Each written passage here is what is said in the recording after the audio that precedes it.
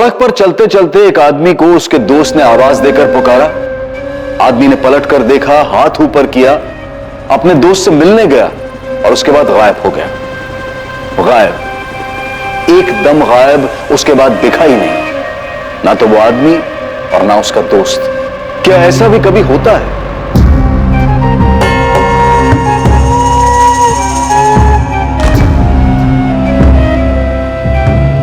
पापा, हाँ मैं निकल रहा हूँ कॉलेज के लिए। अच्छा ठीक है बेटा, चलो बाय।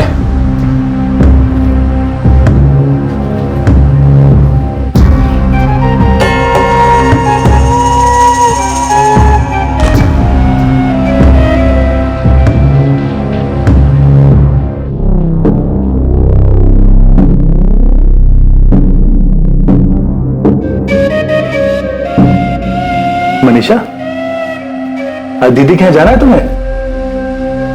हाँ? देखो आज तुम पूरा दिन अपनी दीदी के साथ रहो। मैं जब काम से लौटूंगा तो तुम्हें वापस घर ले आऊंगा। ठीक है। देखा मैं कितना ख्याल रखता हूँ तुम्हारा। अरे अब तो मुस्कुरा दो। मैं जल्दी से सब्जी काट देती हूँ, मम्मी जी को सिर्फ सब्जी चढ़ाना रहेगा। हाँ ठीक है। मनीषा बेटा, तू खुश है ना? मैंने हरीश से कहा है इतवार को वो तुझे पिक्चर दिखाने ले जाए। नई नई शादी हुई है, घूमना फिरना तो चाहिए ना।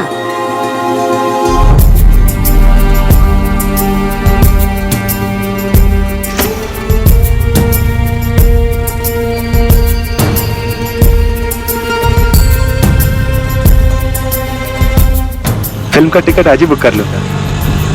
कौन सी फिल्म देखोगी? कोई भी चलेगी। अरे कोई भी कैसे चलेगी? इतनी सारी फिल्में लगी है, कोई तो देखने का मन होगा तुम्हारा। कोई भी देख लूंगी। बस बस बस चलो आओ।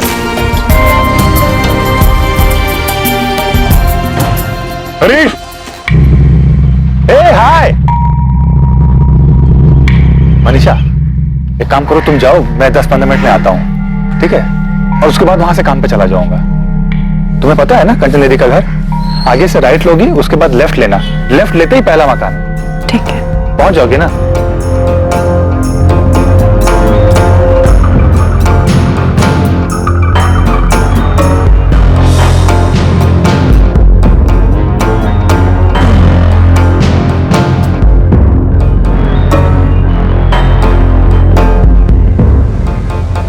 दीदी, मनीषा, मैं बहुत अच्छी हूँ, तू कैसी है? अच्छी हो? चल अंदर चल। ये लो जीजू, आपकी फेवरेट अदरक वाली चाय। क्या बात है मनीषा, तू जब जब आती है ना तभी मुझे अदरक वाली चाय मिलती है। मैं तेरी दीदी तो। हाँ हाँ मैं सब सुन रही हूँ। आप मेरी बहन से मेरी ही चुगली कर रहे हैं। देखो किचन में मगर कान यही लगे हुए हैं। और तेरा हीरो का है हरीश, वो भी आने वाला था ना साथ में? आए ना, तो रास्ते में उनका कोई दोस्त मिल गया था, तो बोले कि 10-15 मिनट बाद उससे मिलकर आएंगे। बैठो ना। हनीमून का क्या प्लान है? कहीं लेके जा रहा है कि नहीं तुझे हरीश? हाँ शिमला जाने की बोल तो रहे थे, अब अगले महीने छुट्टी मिलेगी तो जाएंगे। मनीषा तू खुश है ना? मनीषा, तेरे ससुराल में सब ठीक है ना? तेरे सास ससुर, तेरा देवर, सबसे बनती है ना तेरी? अरे ऐसे सर क्या हिला रही, कुछ बोल। हाँ दीदी सब ठीक है, और अभी तो शादी हुई है, सबको समझने में घुलने मिलने में थोड़ा टाइम तो लगेगा ना। ये बात भी है। मम्मी पापा की याद आती है? थोड़ी थोड़ी याद तो आएगी, लेकिन अब हरीश का घर ही तेरा घर है। अपने घर को अच्छे से संभाल, सबका ख्याल रख। और पता है बहुत नसीब वाली है तू, हरीश इतना अच्छा लड़का मिला है तुझे। फिर सारी ला रही है, कुछ बोल। हाँ दीदी मुझे पता है, मेरा ही घर है, मुझे ही संभालना है, पर इसका मतलब ये तो नहीं ना कि सब मुझसे यही बात करेंगे। अभी जब घर गई थी 24 घंटा मम्मी पापा मुझे यही समझाते थे कि तेरा घर है, तुझे ही संभालना है। The number you are trying to call is currently switched off. Please try again later. Manisha, Harish का फोन तो अभी भी बंद आ रहा है। क्या कहा था उसने, कितने बजे आएगा तुम्हें लेने? बोले थे शाम में काम से वापस जाते वक्त ले लेंगे, पर 7 बजे तक तो आ जाना चाहिए था। लेकिन अभी तो 7:30 बज गए हैं, अभी तक उसका कुछ पता ही नहीं है।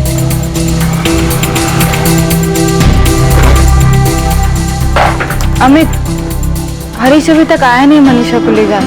क्यों? फोन करो उसे, पूछो कहाँ पर है। किया था, फोन अभी भी बंद आ रहा है। फोन बंद है? ये क्या हो गया हरीश को? सुबह में बोला था आऊंगा और आया ही नहीं। दोपहर में भी मैंने फोन किया था, उस समय भी फोन बंद था। कोई काम में अटक गया होगा। चल मनीषा, मैं तुझे घर छोड़ देता हूँ। बाय दीदी। बाय, ख्याल रखना। हाँ, ध्यान से जाना। हाँ।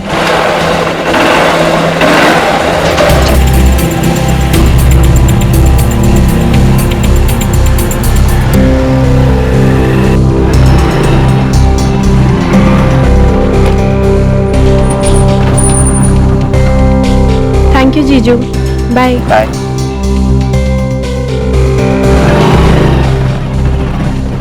पर मनीषा, हरीश रह कहाँ गया? वो तुझे कंचन के यहाँ से लेकर आने वाला था ना? पर वो आया ही नहीं, तो जीजा जी मुझे छोड़कर गए। हरीश भैया का फोन भी बंद आ रहा है, लग नहीं रहा। उनका फोन तो बहुत देर से नहीं लग रहा है। दीदी भी उन्हें लगा रही थी फोन। सुबह कहकर गए थे कि 10-15 मिनट में दीदी के घर आ जाएंगे, फिर वहीं से काम पर जाएंगे, पर आए ही नहीं।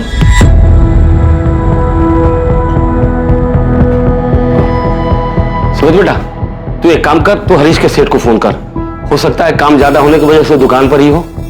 पर भैया अगर दुकान पे रुकेंगे भी तो भी फोन क्यों बंद रखेंगे? अरे तू पहले फोन तो कर, फिर बाद में पूछेंगे कि उसने फोन क्यों बंद कर रखा है। हेलो, हाँ सुमित बेटा। नहीं, हरीश तो आज सुबह से काम पर ही नहीं आया। 10:30 बजे मैंने दुकान खोली थी, तब से मैं भी उसे कॉल लगा रहा हूँ। लेकिन गौतम अंकल, हरीश भैया तो सुबह काम के लिए ही निकले थे। निकला होगा, पर वो आज पूरे दिन काम पर नहीं आया। पापा, गौतम अंकल कह रहे कि हरीश भैया आज दुकान पे गए नहीं। बेटा मनीषा, हरीश किस दोस्त के साथ गया था सुबह? पता नहीं पापा जी, उनके किसी दोस्त ने आवाज दी थी। उन्होंने मुझसे कहा कि मैं दीदी के घर चले जाऊं, वो थोड़ी देर में आएंगे, पर आए ही नहीं। पर दोस्त कौन था? पता नहीं मम्मी जी, मैंने नहीं देखा। योगेश भैया या अरशद भाई? मैंने देखा नहीं देवर जी। मैं लखनऊ में हूँ, मेरी तो हरीश से आज बात तक नहीं हुई। मैं तो कल ही लखनऊ आया था, कुछ काम से आया हूँ, परसों वापस आ रहा हूँ। सुमित, क्या बात है? तो बहुत परेशान लग रहा है। योगेश भैया, हरीश भैया का फोन बंद आ रहा है। सुबह उनको कोई दोस्त मिला था जब वो मनीषा भाभी को उनकी दीदी के घर छोड़ने गए थे। मुझे लगा कि आप या अरशद भाई होंगे। नहीं सुमित, मैं तो आज मिला ही नहीं हरीश से। नहीं, मैं अगर हरीश को मिलता तो दूर से आवाज देकर भाभी से मेरा मिले थोड़ी ना चले जाता। अरे कोई दोस्त था भी तो तुमने देखा तक नहीं? वो कौन था? नहीं, वो बोलकर गए थे तुम दीदी के यहाँ जाओ, मैं आता हूँ। मैंने उस तरफ देखा ही नहीं। भैया अरशद भाई और योगेश भैया से भी नहीं मिले। अरे यही तो दो दोस्त हैं उसके, अगर उनसे नहीं मिला तो फिर गया कहाँ हरीश? आपने अपने रिश्तेदारों से पता किया? शायद वहां गया हो। हाँ, सबसे बात कर ली। हरीश किसी रिश्तेदार के यहाँ नहीं गया है, लेकिन वो कहीं जाएगा भी तो अपना फोन बंद क्यों रखेगा?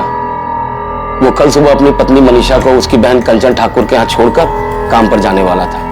कंचन यही मंटू चौक के पास रहती है, पर ना तो वो काम पर गया और ना ही बहू को लेने उसके बहन के घर पहुंचा।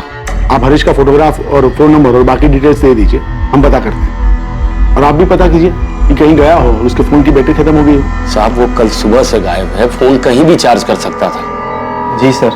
और भैया ऐसे इंसान भी नहीं कि उन्हें कोई दोस्त मिल जाए तो वो अपना काम छोड़ के उनके साथ चले जाए। भैया के दो ही खास दोस्त हैं, योगेश भैया और अरशद भाई, लेकिन इन दोनों में से वो कल किसी के साथ भी नहीं थे। हरीश ऐसे कैसे जा सकता है किसी दोस्त के साथ? ये अभी तक लौटा ही नहीं। मनीषा को कुछ नहीं पता कि कौन था वो दोस्त? नहीं पापा, मनीषा ने देखा ही नहीं कि किस दोस्त ने आवाज दी। वो सीधे मेरे घर आ गई थी। उसके बाद पूरे दिन पापा मैंने अपने फोन से हरीश को फोन किया, उसका फोन बंद आ रहा था। ऐसा कैसे हो सकता है?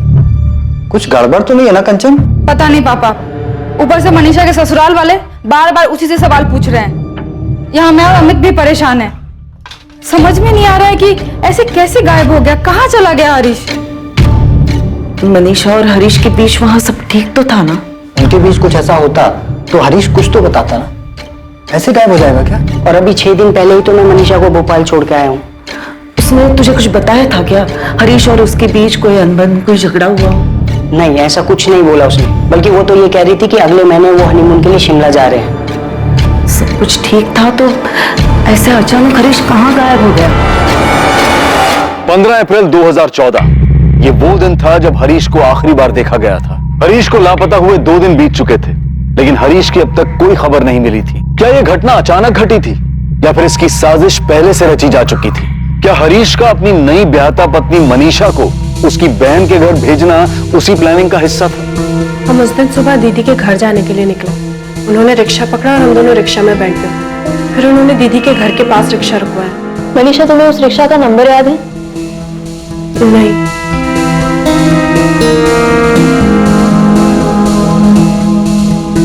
मम्मी का ऑर्डर है कि तुम्हें फिल्म दिखाने के लिए ले जाना है। तुम्हारी दीदी के घर से कितनी दूरी पे रोका था रिक्शा? बस चलो आओ। दूरी तो पता नहीं, लेकिन वहां से सीधा जाकर मैंने राइट लिया था और फिर लेफ्ट लेते ही पहला मकान दीदी का। और तुमने वाकई नहीं देखा कि तुम्हारे पति को किसने आवाज दी थी? हरीश, हाय। नहीं देखा। क्यों नहीं देखा? मुझे लगा नहीं था कि हरीश जी जिससे मिलने जा रहे हैं उससे मिलकर वापस ही नहीं लौटेंगे। देखिए, अभी तक हमारे पास हरीश की कोई खबर नहीं मिली, लेकिन कल तक हमारे पास उसके फोन की लोकेशन आ जाएगी। हमें पता चल जाएगा कि उसका फोन कहां पे स्विच ऑफ हुआ है। इस मनीषा ने ही मेरे बेटे के साथ कुछ किया है। क्या कर सकती है वो, और क्यों करेगी? आपने अभी भी बताया कि इन दोनों की शादी को सिर्फ 1.5 महीना ही हुआ है, तो क्या मनीषा खुश नहीं है ये शादी से, या हरीश खुश नहीं है? मैडम, ये कैसा सवाल है, शादी से खुश थे या नहीं? अभी शादी को 1.5 महीना ही तो हुआ है। मैडम, मनीषा और हरीश दोनों को एक दूसरे से मिलवाया गया था। दोनों ने एक दूसरे को पसंद किया। सबकी खुशी और मर्जी से शादी हुई थी दोनों की। ओम अनुभद्रः कृतवोयन्तु विस्तोब्दासो अभृतासु भेदा देवानो यथो सदमिति व्रते असन्न प्रभुवो।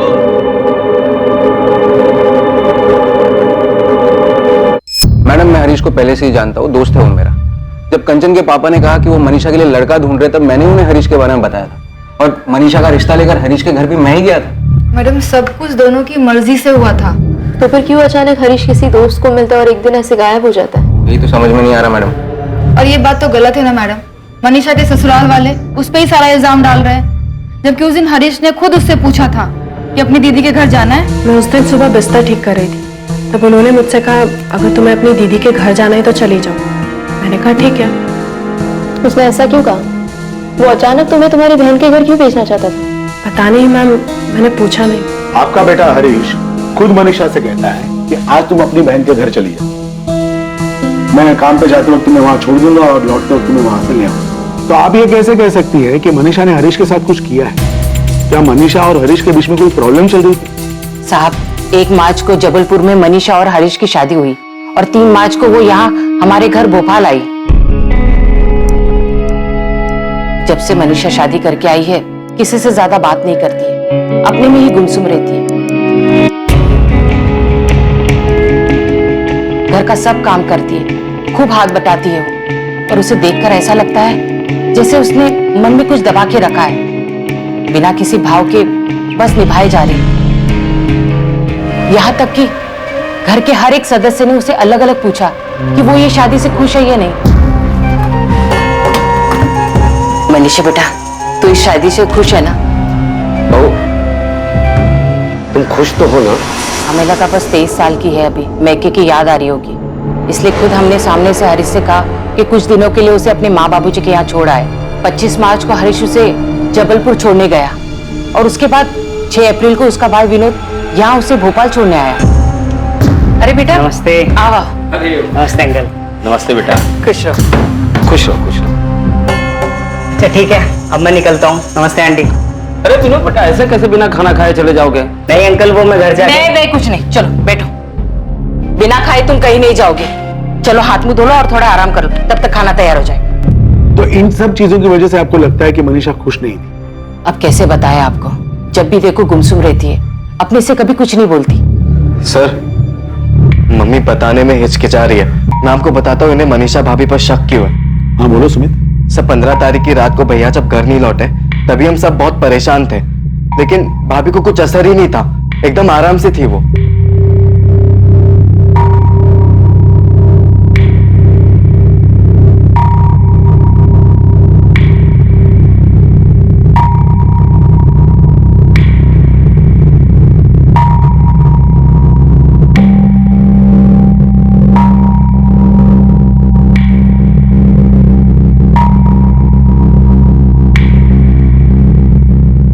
मैंने सब जगह पता कर लिया, हरीश भैया कहीं पर भी नहीं है। हमें पुलिस के पास जाना चाहिए। कैसी पत्नी है ये? हाँ, पति घर से गायब है और ये चुप चुप के खाना खा रही थी, अब आराम से सो रही है। इसे कुछ नहीं पड़ी है हरीश की। सर हमें तो समझ में ही नहीं आ रहा है कि ऐसा कैसे हो सकता है। सुबह से पति घर से गायब हो और भाभी आराम से सो रही हो। उसके पहले उसने चुपके से ठूस ठूस के खाया। हमने जब मनीषा से उसका फोन नंबर मांगा तो उसने कहा उसके पास फोन ही नहीं है। क्या सच है ये? हाँ, उसके पास फोन नहीं है। तो शादी के पहले से ही उसके पास फोन नहीं था या शादी के बाद से? शादी के पहले से ही नहीं था। लेकिन हरीश भैया बोल रहे थे कि शादी के बाद वो भाभी को एक फोन दिला देंगे। ठीक है, फिलहाल आप लोग घर जाइए। हरीश के बारे में कोई भी खबर मिलती है तो हम आपको बताते हैं। भैया को गायब हुआ आज 2 दिन हो गए, लेकिन अभी तक कुछ हम जानते हैं। सुनिए, हमने सभी पुलिस स्टेशन में हरीश की डिटेल्स भेज दी। जीजा जी मैं क्या करूं? मुझे भूख लगी थी और वो लोग तो खाना ही नहीं खा रहे थे, तो मैंने चुपके से खा लिया और जैसे बेड पर आकर बैठी मेरी नींद लग गई। मुझे लगा था हरीश जी देर से ही सही पर घर आ जाएंगे। और आप लोगों ने सारा इल्जाम मनीषा पे लगा दिया कि उसने ही कुछ किया है। कुछ बोलने से पहले ये तो सोच लेते कि आपका खुद का बेटा उसे मेरे यहाँ छोड़ने आया था और उसके बाद पूरा दिन वो मेरे साथ थी। जब हरीश उसे शाम को लेने नहीं आया, कितना परेशान हो गई थी खुद वो। देखिए अंकल आंटी, मनीषा अभी बस 23 साल की है, इतनी बड़ी नहीं है वो। पहली बार घर से बाहर निकली है, बचपना है अभी उसमें। भूख लग गई तो खा लिया, आंख लग गई तो सो गए। मगर ये इतनी बड़ी बात नहीं है ना कि ऐसा भी क्या बचपन अमित बेटा? चलो तुम ही बता दो, किसी दिन तुम टाइम पे घर पे ना पहुंचो, तुम्हारा कोई अता पता ना हो, तो क्या कंचन के गले से निवाला उतरेगा? क्या वो ऐसे पैर पसार के सोएगी? अगर खा लिया सो गई, इसका मतलब ये नहीं कि उसी ने कुछ किया हरीश के साथ। दीदी बात सिर्फ इतनी नहीं है। दोनों घर से साथ निकलते हैं, रिक्शा लेते हैं, साथ में उतरते हैं और फिर भैया को कोई आवाज लगाता है और भाभी देखती तक नहीं है। देखो मनीषा पे इल्जाम नहीं लगा रहा है, तुम खुद ही सोचो। और अमित, तुम तो हरीश के दोस्त हो ना, तुम ही बताओ वो बताए बिना कैसे जा सकता है? अंकल मैं समझ सकता हूँ, मगर आप ही नहीं, हम सब परेशान हैं। और अंकल, हरीश अगर आपका बेटा है ना तो मनीषा का पति है। आपको चिंता हो रही है तो हमें भी चिंता हो रही है। मम्मी पापा इतने परेशान हैं, जबलपुर से यहाँ आने के लिए निकल गए हैं। आप लोगों से हाथ जोड़ के विनती है, ऐसे में बेवजह के इल्जाम मत लगाइए मनीषा पर।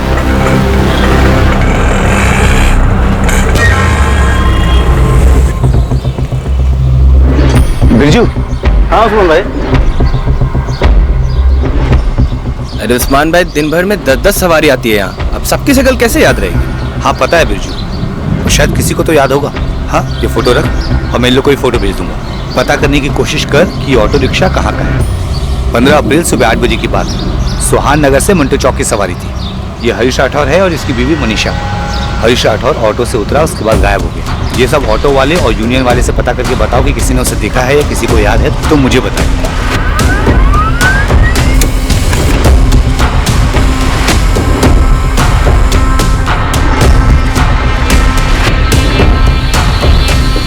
सर फोन रिकॉर्ड्स के मुताबिक हरीश की लास्ट लोकेशन मूर्तिगंज।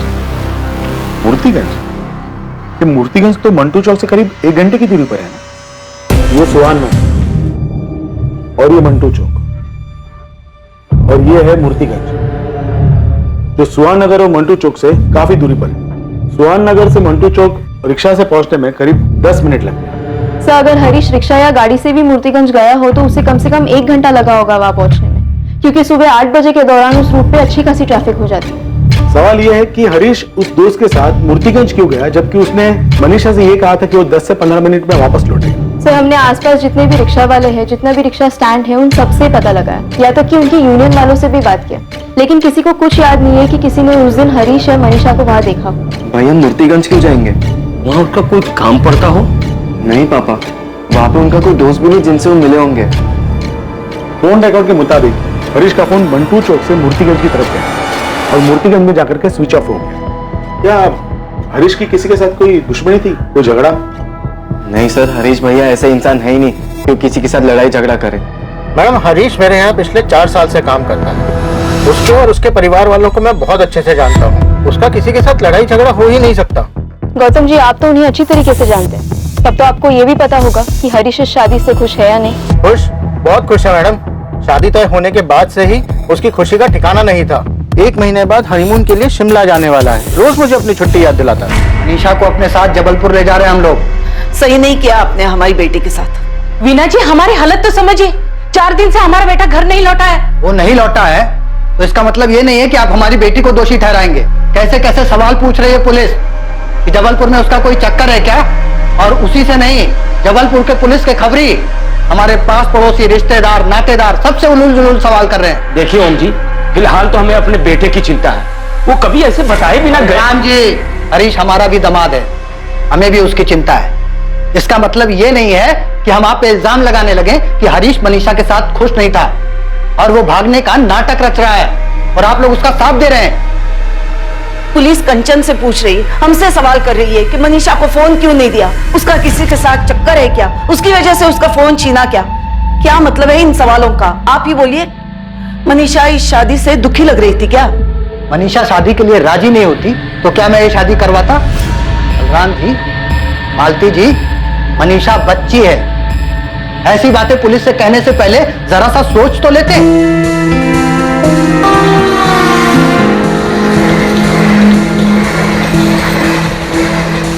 मनीषा के माता पिता उसे वापस अपने साथ अपने घर जबलपुर लेकर आ गए। हरीश के पिता बलराम राठौड़ और उसका छोटा भाई सुमित लगातार पुलिस स्टेशन के चक्कर लगाते रहे इस उम्मीद में कि हरीश की कोई खबर मिले। उधर जबलपुर में मनीषा के माता पिता भी उससे पूछते रहे कि 15 अप्रैल को उसका पति हरीश किस दोस्त के साथ गया था, पर मनीषा के पास इसका कोई जवाब नहीं था। याद करके देख। मनीषा का परिवार जानना चाहता था कि क्या मनीषा और हरीश के बीच कोई झगड़ा या अनबन थी जिसकी वजह से हरीश इस तरह से अचानक एक दिन चला गया था। पुलिस हरीश के दोस्त योगेश वर्मा और अरशद खान से भी बार बार पूछताछ कर रही थी, पर हर बार उनका भी यही कहना था कि उन्हें नहीं पता कि हरीश कहां चला गया है। पुलिस ने हरीश की फोटोज और पोस्टर्स से भोपाल की अखबारों और दीवारों को भर दिया था, इस आशा में कि कहीं से हरीश की कोई खबर मिले। सुमित, हमने हरीश का फोन सर्वेलेंस पे डाल दिया। जैसे ही उसका फोन स्विच ऑन होता है हमें पता चल जाएगा कि उसकी करंट लोकेशन क्या है। सर, जबलपुर से कुछ पता चला कि भाभी का वहां पे? नहीं सुमित, ऐसा तो कुछ सामने नहीं है। हमने मनीषा की बहन कंचन और उसके पति अमित से कई बार पूछताछ की कि कहीं उनका तो कोई हाथ नहीं है हरीश के गायब होने में, लेकिन ऐसा कोई भी इंसान या मकसद सामने नहीं आया जिसे यह पता चल सके कि हरीश को मिलने कौन आया था जिसके बाद वो गायब हो गए। आंटी, मैंने अपने दोस्त से पता करवाया है, वहां जबलपुर में मनीषा के दूसरी शादी की कोई बात नहीं चल रही है। और वैसे भी वो अभी दूसरी शादी कर भी नहीं सकती है क्योंकि हरीश अभी तक सिर्फ लापता है और कुछ पता भी तो नहीं चला कि वो अब। कंचन दीदी बोल रही थी हरीश जीजा जी के घर वाले उन्हें अभी तक ढूंढ रहे हैं। ढूंढेंगे ही ना बेटा, उनके घर का बड़ा बेटा गायब हुआ है, कोई छोटी बात थोड़ी ना है। मनीषा, हम तेरी सारी बात मानते हैं, सही है, पर बेटा हरीश को कोई परेशानी थी क्या? नहीं पापा, कोई परेशानी नहीं। हरीश से तेरी ठीक से बात तो होती थी ना, कोई मनमुटाव तो नहीं था? नहीं मम्मी, सब कुछ ठीक था। अमित, आप हरीश को 2-3 साल से जानते हो, कहीं ऐसा तो नहीं कि उसका किसी और लड़की के साथ या औरत के साथ? अमित, वो ऐसे कैसे जा सकता है? पता नहीं कंचन, हरीश को गायब हुए 1 महीने से ऊपर हो गया, ना कोई एक्सीडेंट ना कुछ और। ऐसे कैसे कोई दोस्त उसे बुलाता है और फिर आज तक वो गायब है? कैसे हो सकता है? अब तो पुलिस भी कुछ नहीं कर रही है। मैं तो अब भी यही कहूंगी कि उस मनीषा ने मेरे हरीश के साथ कुछ गलत किया है। बलराम जी, मैंने आपके कहने पर सुहान नगर पुलिस थाने से केस फाइल मंगवाकर अच्छी तरह पढ़ी। लोकल पुलिस ने कहीं कोई कुताही नहीं बरती, जो कर सकते थे सब किया है। हरीश का फोन अभी भी सर्विलेंस में है। टीसीपी साहब, आप ही बताएं, ऐसा कैसे कोई 20 सड़क पर किसी दोस्त के बुलाने पे जाता है और गायब हो जाता है? आज 1.5 महीने हो गए मेरे बेटे को गायब हुए, अभी तक उसकी कोई खबर नहीं मिली है। सर, अक्सर सुना है कि अचानक किसी को हार्ट अटैक आ गया या अचानक किसी का एक्सीडेंट हो गया, लेकिन ऐसे भीड़ में अचानक कोई गायब नहीं होता। मेरे भाई इंसान है, कोई पानी नहीं जो भाप बन के उड़ गया और किसी का ध्यान तक नहीं गया हो। मैं हाथ जोड़ के विनती करता हूँ, मेरे बेटे को ढूंढ दीजिए, बहुत ही शरीफ बच्चा है मेरा। मैं अपनी खास टीम लगाता हूँ हरीश मिसिंग केस में।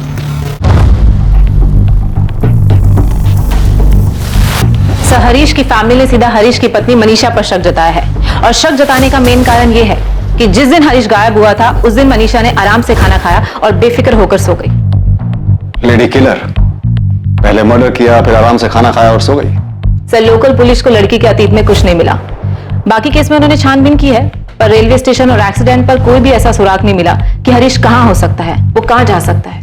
हरीश के उस दोस्त का भी पता नहीं चला होगा जिसने उसे पीछे से आवाज देकर बुलाया था। हरीश, हाय। नहीं, हरीश के दो ही खास दोस्त हैं। एक है योगेश वर्मा जो उस दिन लखनऊ में था, और दूसरा अरशद खान जो उस दिन अपने गैरेज पे था। लोकल पुलिस ने उन दोनों के फोन रिकॉर्ड्स चेक किए हैं। हरीश को गायब हुए लगभग 2 महीने बीत चुके हैं, उसका अभी तक कुछ पता नहीं चला। क्या लगता है तुम्हें, मर्डर हुआ होगा उसका? सर हरीश के बैकग्राउंड में ऐसा कुछ भी नहीं मिला जिससे ये लगा हो कि वो पहले से परेशान हो, मेंटली डिस्टर्ब हो या शादी से खुश ना हो इसलिए सब कुछ छोड़कर भाग गया। हरीश की इमेज बहुत ही सीधे साधे आज्ञाकारी बेटे की है। उसकी लाइफ में कोई लड़की?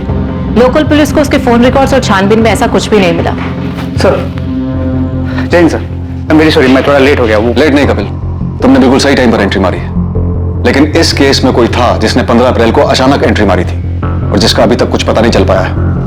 पूजा, हरीश की फैमिली से कहो कि शादी के एल्बम लेकर आए। सर ये ओम और बीना मनीषा के माता पिता, और ये मनीषा की बड़ी बहन कंचन और उसका पति अमित। और सर ये विनोद है, मनीषा भाभी का छोटा भाई। और ये दोनों हरीश के दोस्त अरशद खान और योगेश वर्मा। ये लड़का कौन है जो मनीषा के परिवार के साथ भी नजर आ रहा है और इस फोटो में अलग से हरीश और मनीषा के साथ है इस औरत के साथ? पता नहीं सर, मनीषा भाभी का कजिन होगा शायद, लड़की वालों की तरफ से था, लेकिन इसका नाम नहीं पता हमें। शादी में तो हरीश और मनीषा काफी खुश लग रहे हैं। लग नहीं रहे, खुश थे साहब। ये मनीषा का जीजा अमित, मनीषा का रिश्ता लेकर यही आया था ना आपके पास? जी। हरीश ने मनीषा को देखते ही शादी के लिए हाँ कर दी थी। जी, हरीश भैया को मनीषा भाभी बहुत पसंद आई थी। और मनीषा को भी हरीश काफी पसंद आया था? पता नहीं, पर वो लोग तो यही कह रहे थे। शादी तय होने के बाद मनीषा और हरीश की फोन पे बात होती थी? जी। हरीश मनीषा से बात करने के लिए मनीषा के पिता ओम प्रकाश के नंबर पे फोन किया करता था। हाँ सर। प्रणाम जी। सुमित, शादी के बाद 1.5 महीने में क्या कभी मनीषा अकेले मार्केट गई थी या फिर काफी देर के लिए घर से बाहर अकेले रही हो? नहीं, अकेली तो वो कभी बाहर नहीं गई। शादी के बाद 3 हफ्ते वो यही रही, उसके बाद मैके चली गई। 1 हफ्ते बाद लौटी। लौटने के 1 हफ्ते बाद तो ये हो ही गया था। उसके बाद उसके माँ बाप उसे लेकर चले गए। मनीषा ने कभी किसी से बात करने के लिए आपसे फोन मांगा था? नहीं सर, मुझसे तो कभी फोन नहीं मांगा। मुझसे भी नहीं। हरीश के फोन रिकॉर्ड से भी ऐसा कुछ नहीं मिला है कि मनीषा ने किसी से बात की। आप लोगों ने पक्का कभी नहीं देखा कि मनीषा के पास कोई फोन था? साहब हमें पता है उसके पास कोई फोन नहीं था, क्योंकि उसके पिताजी मनीषा से बात करने के लिए मेरे फोन पे फोन किया करते थे। सर मनीषा भाभी के पापा ही नहीं, उनकी बड़ी बहन और जीजाजी भी हमारे फोन पे कॉल करते थे। हरीश के गायब होने के पीछे मनीषा का ही हाथ है। कुछ तो है जो वो छुपा रही है। अजीब बात है कि एक 23 साल की लड़की के पास फोन नहीं, इसके पीछे कोई तो वजह होगी। मुझे नहीं लगता कि मनीषा के माँ बाप से बात करने का कोई फायदा है। वो अब भी वही कहेंगे जो पहले कहा था। शायद मनीषा के अतीत के बारे में उसके माँ बाप को कुछ मालूम ही ना हो, और मालूम होगा भी तो इतना सब कुछ होने के बाद शायद वो अनजान बन रहे हो।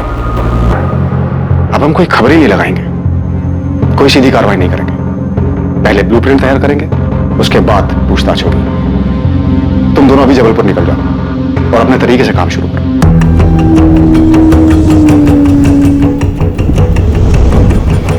क्राइम ब्रांच की टीम ने हरीश मिसिंग केस को हल करने के लिए एक अलग तरीका अपनाया। क्राइम ब्रांच की टीम जबलपुर पहुंची, पर उन्होंने किसी से कोई सवाल जवाब नहीं किया। क्राइम ब्रांच की टीम ने मनीषा के पिता के घर के आसपास ही एक घर किराए पर लिया। शांति से, चुपचाप, बिना किसी संदेह को जाहिर होने दिए, क्राइम ब्रांच की टीम ने मनीषा और उसके पूरे परिवार पर नजर बनाए रखी।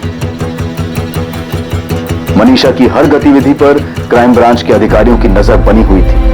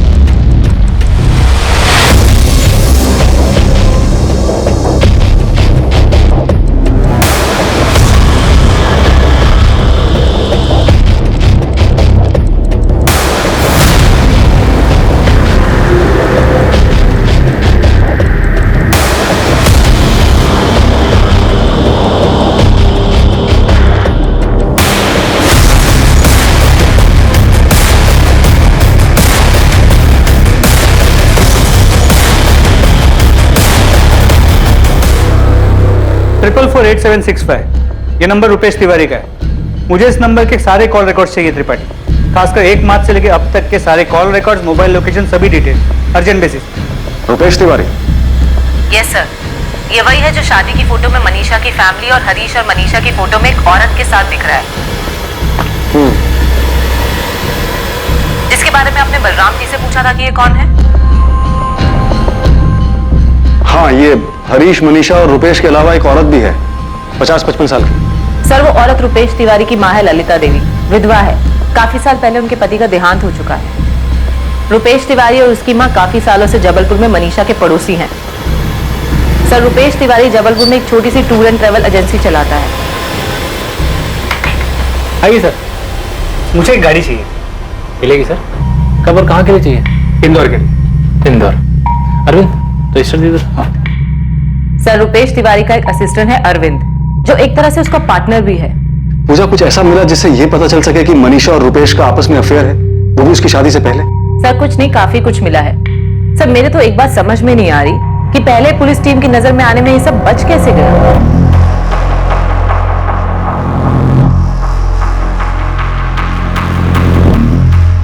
पूजा, इतनी साफ दिखने वाली बात नजरअंदाज कैसे हो सकती है? शायद इसलिए क्योंकि ये दोनों पड़ोसी हैं और एक दूसरे के घर आना जाना आम बात है। मनीषा बड़े आराम से कभी भी रुपेश के यहाँ जाती है, कभी प्रसाद लेकर तो कभी खाना लेकर, और ये हर दूसरे दिन की बात है। सर, रुपेश मनीषा के भाई विनोद का भी बहुत अच्छा दोस्त है। शायद इस वजह से भी किसी को उन पर शक नहीं हुआ। एक दूसरे के घर आना जाना मिलना आम बात है, सिवाय इसके कि ये दोनों सुबह पार्क में लवर्स की तरह भी मिलते हैं। सर, इन दोनों के हाव भाव को देखकर साफ पता चलता है। हम मनीषा के अतीत में कुछ ढूंढ रहे हैं, इसलिए कहीं हम जबरदस्ती तो उनका अफेयर नहीं बना रहे। हो सकता है कि ये सचमुच में सिर्फ पड़ोसी हो। नहीं सर, मैं शर्त लगा सकती हूँ कि इन दोनों का अफेयर चल रहा है और इन दोनों के अफेयर के पीछे ही हरीश के गायब होने का राज छुपा है। इतना ही नहीं, मैं दावे के साथ कह सकती हूँ कि हरीश का मर्डर हो चुका है। सर, हमने बिल्कुल सही जगह पे निशाना लगाया। ये पक्का पहली टीम से छूट गया था। रुपेश तिवारी के फोन रिकॉर्ड्स में कुछ मिला है क्या? नहीं, कुछ नहीं है, फिर भी सब कुछ इसी में है। क्या मतलब? सर, ये तो सच है कि मनीषा के पास कोई फोन नहीं है, पर 15 तारीख को रुपेश के मोबाइल की लोकेशन भोपाल की नहीं बल्कि जबलपुर की। सब कुछ उनके फेवर में है, तो मिला क्या?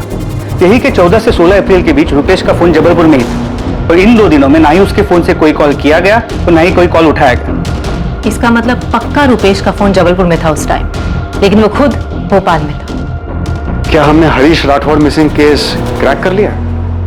हरीश के लापता होने के लगभग 2 महीने बाद हरीश मिसिंग केस में क्राइम ब्रांच द्वारा नियुक्त की गई नई टीम को हरीश के अचानक गायब होने के मकसद के बारे में कुछ समझ आने लगा था। पर क्या सिर्फ मकसद की धुंधली समझ से ये केस हल होने वाला था?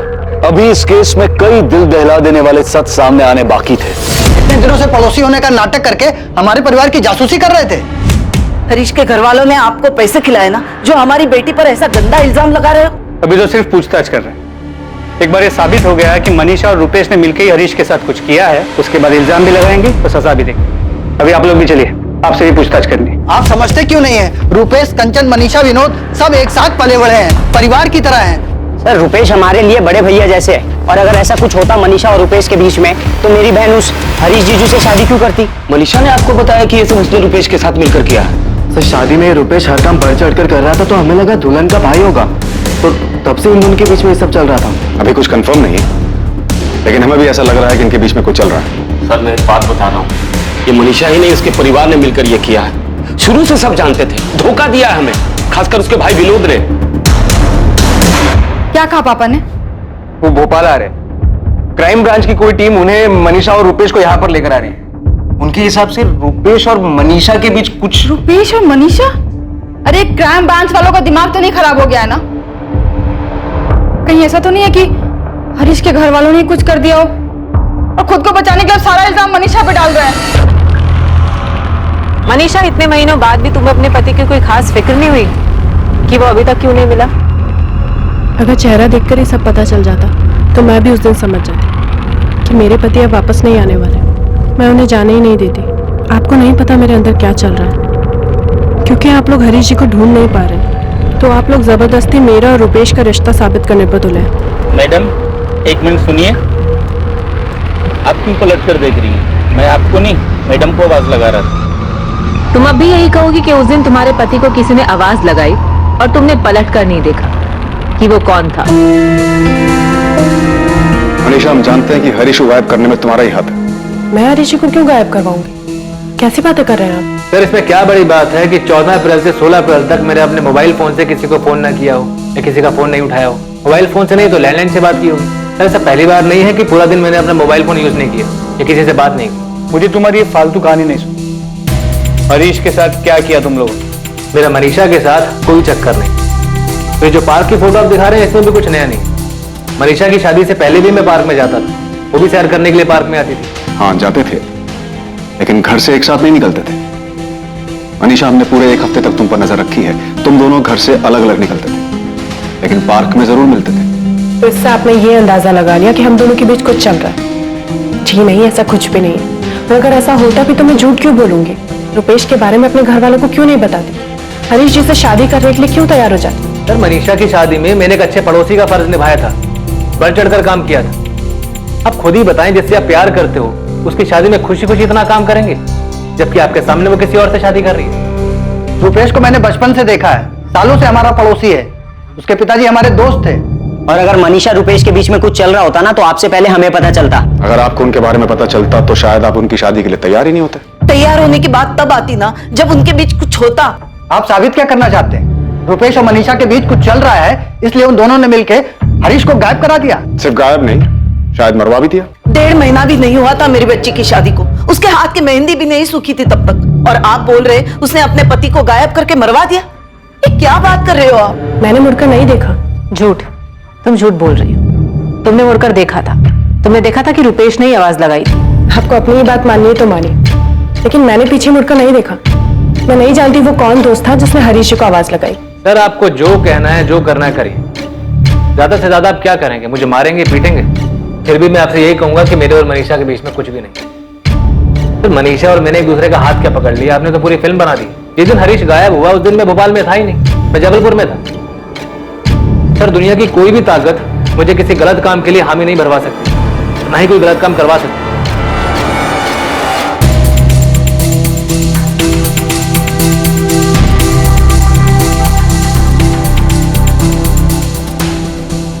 सर मैं यकीन के साथ बोल सकता हूँ कि ये इन दोनों का ही काम। और सिर्फ गायब ही नहीं, गायब करके मर्डर भी किया है। अगर इन्होंने गायब किया है, मर्डर किया है, तो ऐसे कैसे सफाई से जुर्म किया है कि हर चीज इनकी तरफ इशारा करती है? अगर इनके खिलाफ कुछ मिलता नहीं है। सर ये अपने आप सच नहीं बोलेंगे, इसे सच बुलवाना पड़े। ऐसे एक दिन नहीं, एक महीने भी अगर हम इनसे पूछताछ करेंगे ना, तब भी ये लोग कुछ नहीं बोलने वाले। सर पूछताछ क्या, वो तो डंडे खाने को भी तैयार। कोई तो तरीका होगा इनको तोड़ने का। लाई डिटेक्टर टेस्ट, ये क्या होता है? ये वो टेस्ट होता है जिससे साफ हो जाएगा कि तुम लोग सच बोल रहे हो या झूठ। लेकिन मैं झूठ नहीं बोल रही हूँ। अगर तुम झूठ नहीं बोल रही तो तुम्हें लाई डिटेक्टर टेस्ट से कोई प्रॉब्लम नहीं होनी चाहिए। सर हम कैसे यकीन कर लें कि आप लोग हमें इसमें फंसाएंगे नहीं? फंसाने की जरूरत ही नहीं, क्योंकि हमें पता है कि तुमने और मनीषा ने मिलकर ही हरीश को गायब करके मारा है। सर ये वो सच है जो आप मानकर बैठे, जबकि ये सरासर झूठ है। तो फिर लाई डिटेक्टर टेस्ट कर लेते हैं। अगर ये झूठ है तो टेस्ट में साबित हो जाएगा कि झूठ है। तुम्हें इससे कोई प्रॉब्लम भी नहीं होनी चाहिए। हमें इन्हें किसी और तरीके से भी घेरना होगा। एक काम करो, इन्हें जाने दो और रुपेश के और मनीषा के माँ बाप, भाई बहन, जीजा सबके फोन टैप करो और इन्हें आपस में सलाह करने दो कि आगे क्या करना है। मुझे पूरा यकीन है कि ये इन्होंने ही किया है और हमें किसी भी तरह ये सच इनसे उगलवाना होगा। मनीषा देख बेटा, कल जो भी हो हम तुम्हारे साथ हैं, हमें तुम पर विश्वास है, पर एक बात सच सच बताओ कि मैंने कुछ गलत किया है। हाँ, और ये रुपेश वाली बात कितनी सच है? मम्मी पापा, आप लोग जो बोलोगे मैं करूंगी, जिससे आपको यकीन हो जाए कि मेरे और रुपेश के बीच कुछ भी नहीं है। जिसकी कसम खाने को बोलोगे मैं खा लूंगी। मेरे और हरीश जी के बीच सब कुछ ठीक था, हम दोनों में कोई झगड़ा नहीं था। मेरी गलती उस दिन सिर्फ इतनी हुई कि मैंने मुड़कर नहीं देखा हरीश जी को आवाज किसने दी थी, जिसकी मुझे इतनी बड़ी सजा मिल रही है। मुझे नहीं पता हरीश जी के साथ क्या हुआ, शायद सचमुच उनका मर्डर हो गया हो, लेकिन मेरा इससे कोई लेना देना नहीं है। आप लोग मेरा यकीन कीजिए, मुझ पे इस तरीके से शक मत करिए प्लीज। वो लोग मुझे और मनीषा को निशाना बना रहे हैं, कुछ भी करके हमें फंसाना चाहते हैं बस। पर ऐसा कर क्यों रहे हैं? तुझे फंसाना क्यों चाहते हैं? पता नहीं उनके दिमाग में क्या चल रहा है, क्यों जबरदस्ती मेरा और मनीषा का रिश्ता साबित करने पर तुले, जबकि हमारे बीच तो ऐसा कुछ है भी नहीं। अरे वो जो टेस्ट करना चाहते हैं, जो तू बोल रहा है, लाई डिटेक्टर टेस्ट, पता नहीं मम्मी क्या होता है। तो बोल रहे हैं कि इससे सारा सच सामने आ जाता है। अगर सच झूठ का पता चल सकता है तो तुझे बिना डरे हाँ कह देना चाहिए। मेरी समझ में एक बात नहीं आ रही है कि मनीषा का पति गायब हुआ है तो तुझे क्यों घसीट रहे हैं?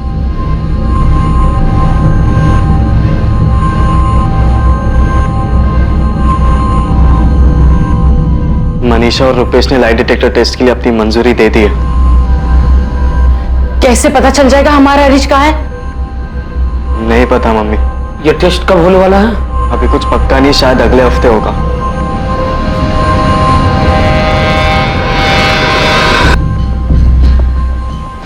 पापा, मम्मी के सामने बोलने की हिम्मत नहीं हो रही थी पर उन्होंने और भी कुछ कहा।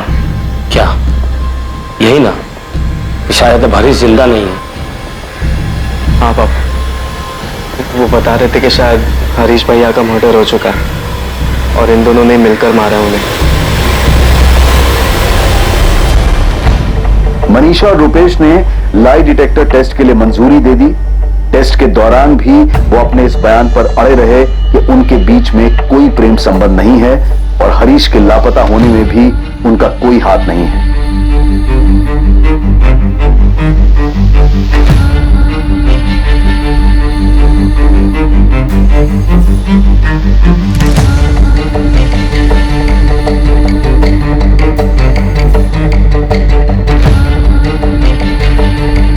रुपेश, तुम्हारा और मनीषा का अफेयर कब से चल रहा है? हमारा कोई अफेयर नहीं। हरीश के साथ तुम्हारे संबंध कैसे? दोस्त हो तुम्हारा? हाँ। सिर्फ दोस्त या करीबी दोस्त? हरीश से मेरी मुलाकात तब हुई थी जब वो जबलपुर में मनीषा से शादी करने आया था। 2-4 दिन में ही अच्छी दोस्ती हो गई थी हमारी। इतनी अच्छी कि तुम अगर अचानक से भोपाल आओ और सड़क पे उसे आवाज दो तो तुम्हें पहचान लेता? हाँ, पहचान लेता। अगर तुम उसे अपने साथ कहीं चलने को बोलो तो चलेगा? हाँ, हो जाता। बिल्कुल वैसे ही जैसे वो कभी जबलपुर आता और मुझे मिलने के लिए बुलाता तो मैं उससे मिलने चला जाता। मनीषा, ये सच है कि 15 अप्रैल को तुमने और हरीश ने कंचन के घर जाने के लिए रिक्शा लिया ही नहीं? नहीं, ये झूठ है क्योंकि हमने रिक्शा लिया था। रिक्शा के पैसे किसने दिए? हरीश जी ने। तुम्हारा फोन नंबर क्या है? मेरे पास फोन नहीं है। मैं उस फोन की बात कर रही हूँ जो रुपेश ने तुमको लाकर दिया था। रुपेश ने मुझे कोई फोन लाकर नहीं दिया। तो बिना फोन के रुपेश तुम्हें भोपाल में कांटेक्ट कैसे करता था? मेरे और रुपेश के बीच ऐसा कुछ भी नहीं है कि उसे मुझे कांटेक्ट करना पड़ता। जब तुम 1 हफ्ते के लिए जबलपुर गई थी तब तुम दोनों ने हरीश की किडनैपिंग और मर्डर का प्लान किया था? नहीं। तो भोपाल में किया था। मनीषा, तुमने और रुपेश ने हरीश को मारने का प्लान भोपाल में बनाया था? ऐसा कभी कोई प्लान नहीं था। हरीश को कहाँ मारा? मैंने हरीश जी को नहीं मारा। तो किसने मारा? रुपेश ने मारा। रुपेश ने अकेले हरीश को मारा या उसके साथ कोई और भी था?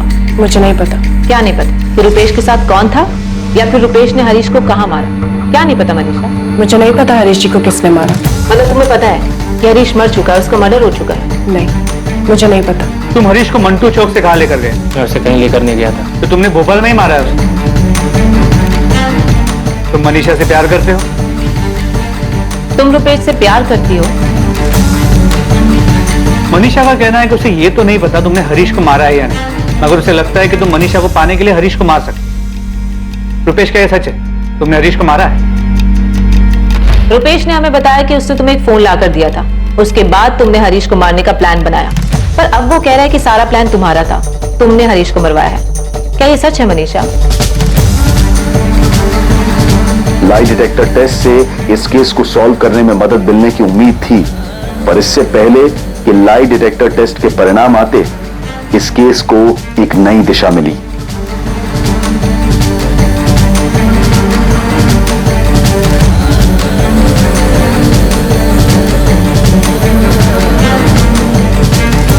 साइबर सेल टीम जो हरीश राठौर के फोन को सर्विलेंस कर रही थी, उन्होंने ये फोन नंबर भेजा है। ये नंबर हरीश के फोन में एक्टिव हुआ है। सेम IMI नंबर है। रिंग जा रही। 2 महीने बाद आज हरीश का फोन एक्टिव। हेलो हेलो, कौन बोल रहा है? अरे फोन आपने किया है, आप बताओ आप कौन बोल रहे हो? मैं क्राइम ब्रांच से बोल रहा हूँ। ये फोन जिससे आप अभी बात कर रहे हो हरीश राठौर नाम के आदमी का, इवन तुम्हारे पास कहां से है? इसने कट कर दिया। फौरन ये नंबर ट्रेस करो, पता करो लोकेशन कहां की। जी साहब। सर, अगर रुपेश और मनीषा ने मिलकर हरीश को मारा है और वो भी इतनी चालाकी से कि हमारे पास लाई डिटेक्टर टेस्ट के रिजल्ट के इंतजार करने के अलावा और कोई चारा नहीं, तो ये जो भी है जिसने उनकी हेल्प की है, हरीश का फोन ऑन करने की गलती करेगा? बिल्कुल कर सकते हैं। पॉसिबल है कि वो लाई डिटेक्टर टेस्ट से डर गए कि कहीं उनका सच सामने ना आ जाए, इसलिए वो हरीश का फोन ऑन करके हमें गुमराह करना चाहते हैं ताकि हम ये सोचें कि हरीश जिंदा है और हम उनकी तरफ ध्यान ही ना दें। मनीषा, तू मेरी छोटी बहन है, चाहे जो भी हो मैं तेरे साथ। दीदी, क्या तुम घुमा फिरा के मुझसे ये पूछना चाहती हो कि मैंने हरीश जी को मारा है या नहीं? देख मनीषा, सच बता, क्या सच में तेरे और रुपेश के बीच में ऐसा कुछ है जो उनमें से कोई नहीं देख पाया? एक परिवार जो दुख में डूबा था, इंतजार कर रहा था ये जानने के लिए कि आखिर उनके बेटे हरीश के साथ क्या हुआ था, जिसे लापता हुए भी अब 2 महीने से ज्यादा बीत चुके थे। हरीश के एक दिन अचानक गायब हो जाने के इस केस में सच क्या था और झूठ क्या था? सच, क्या यही सच था कि एक औरत ने अपने प्रेमी के साथ मिलकर अपने पति की हत्या की थी, वो भी इतनी सफाई से, इतनी चालाकी से कि पुलिस को उनके खिलाफ कोई सुराग तक नहीं मिल रहा था? रवि, जितना जल्दी हो सकता है मुझे 444568 इस नंबर की डिटेल्स निकाल कर दो। जो भी बंदा हरीश का ये फोन यूज कर रहा है उसने फोन स्विच ऑफ कर रखा है। इस नंबर तक पहुंचना हमारे लिए बहुत जरूरी है। Inspector Sharma, lie detector test की रीडिंग मुझे मिल गई है। मुझे 2 दिन लगेगा सारे रीडिंग की टेस्ट करके एनालिसिस करने के लिए, तभी मैं कुछ कह पाऊंगा। मुकेश जी प्लीज जितना जल्दी हो सके कोशिश कीजिए, क्योंकि अगर हमें टेस्ट में कुछ भी मिलता है तो हमारे लिए रुपेश और मनीषा को तोड़ना आसान हो जाएगा। ये लोग ऐसे नहीं बोलेंगे, दोनों बहुत शातिर हैं। आप मुझे 2 दिन का टाइम दीजिए, 2 दिन में रिपोर्ट आपके सामने होगी। सर, 444568 नंबर की डिटेल्स कल शाम तक मिल जाएगी। पूजा, ये 444568 ये नंबर हरीश और रुपेश के कॉल रिकॉर्ड्स में कहीं नजर नहीं आ रहा। सर, मुझे एक बात काफी अजीब लग रही है। जिसके पास भी हरीश का ये फोन था उसने इतने दिनों तक फोन संभाल के रखा, अब जाके इसमें सिम डाला है, क्यों? एक बार इसके कॉल रिकॉर्ड्स आ जाए, फिर पता चलेगा कि रुपेश और मनीषा क्या गेम खेल।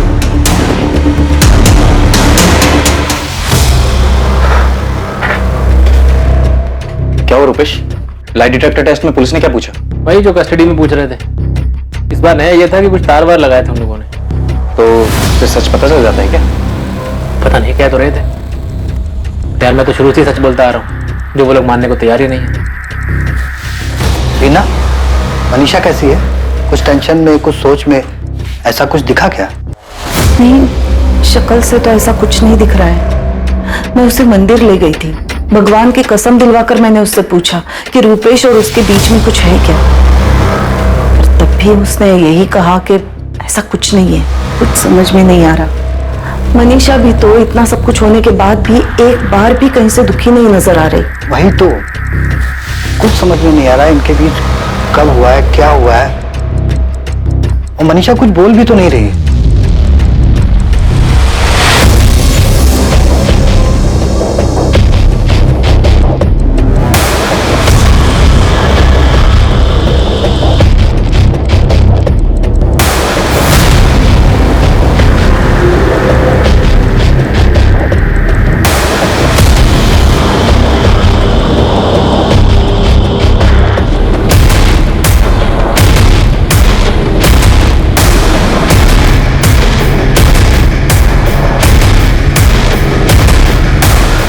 भैया, इंस्पेक्टर ने बताया कि इन दोनों से बहुत अलग अलग तरीकों से पूछताछ की है, लेकिन ये दोनों मानने को तैयार ही नहीं है कि इनका कोई अफेयर है या इन्होंने हरीश भैया के साथ कुछ किया है। सुमित, तुझे पता है पुलिस की खबरें इस बारे में भी पता करने की कोशिश में है कि तेरा और हरीश का कोई झगड़ा था क्या, प्रॉपर्टी या किसी बात को लेकर।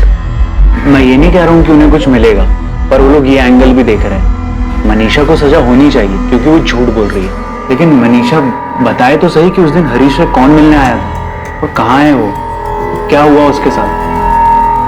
सुमित, कुछ भी हो जाए तू और अंकल इस केस में बिल्कुल ढील मत देना, वरना वो रुपेश और मनीषा दोनों साफ साफ बच निकलेंगे।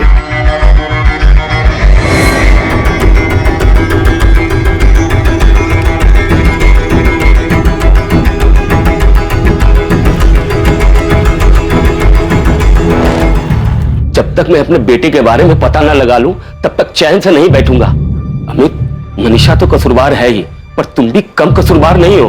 अंकल, मनीषा कितनी बार कह चुकी है कि उसने कुछ नहीं किया है, वो सच बोल रही है। तभी तो वो पुलिस वाला टेस्ट करवाने के लिए उसने खुद ही हाँ कहा था। मुझे कुछ नहीं पता, मुझे बस मेरा बेटा वापस चाहिए। मनीषा का उस रुपेश के साथ या किसी और के साथ क्या चल रहा था तुम लोगों को बताना चाहिए था। अंकल, मनीषा और रुपेश के बीच कुछ नहीं चल रहा है, ये पुलिस की बनाई हुई बात है।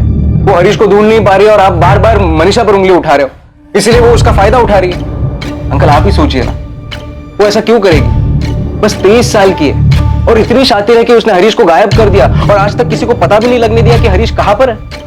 अंकल देखिए, आप भी एक बार सोचिए, क्या हरीश के पास ऐसी कोई वजह थी ऐसे चले जाने की? आपने ऐसे ही मनीषा पे इल्जाम लगा दिया। हरीश के वो जो दोनों दोस्त हैं, योगेश और वो अरशद, आपने उन लोगों के बारे में पुलिस को बताया कि जाके वहां भी सच ढूंढे? देखिए अंकल, आपकी तरह हम भी सच जानना चाहते हैं। हम भी जानना चाहते हैं कि हरीश के साथ ऐसा क्या हुआ, कहाँ गया वो?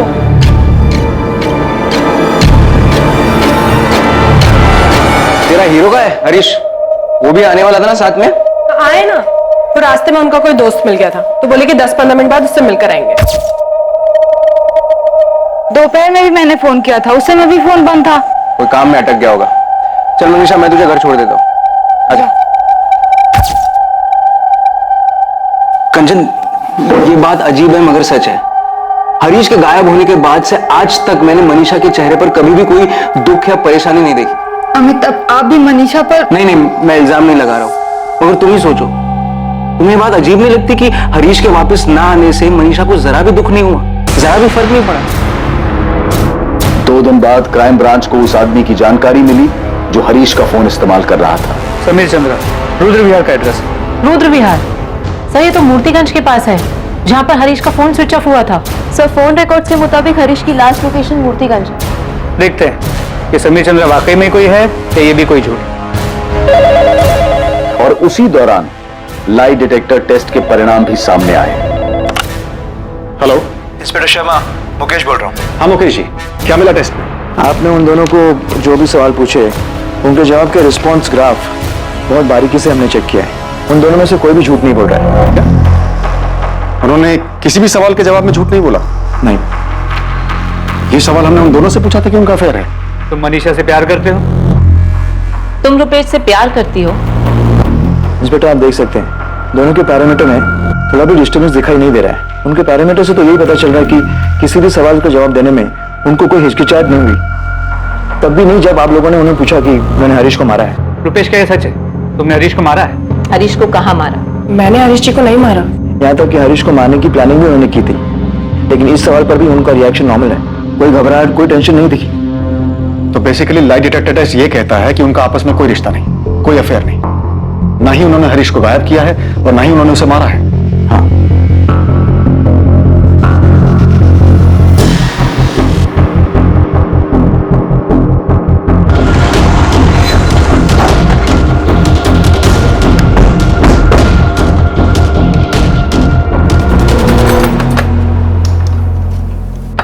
जी कहिए। समीर चंद्रा यहीं रहता है। आप लोग कौन? Crime branch. जी, मैं ही समीर चंद्र हूँ, कहिए क्या काम है? तूने फोन क्यों काटा? हेलो, कौन बोल रहा है? आप बताओ, आप कौन बोल रहे हो? मैं क्राइम ब्रांच से बोल रहा हूँ। ये फोन जिससे तुम अभी बात कर रहे हो हरीश राठौर के नाम का है। सब मैं कुछ समझा नहीं। मैंने फोन किया था तुझे और जब पूछा कि हरीश का फोन तेरे पास कैसे आया, तूने फोन काट दिया। अब तू हरीश का फोन खुद से हमें देगा या हम हमारे तरीके से तेरे घर में ढूंढेंगे?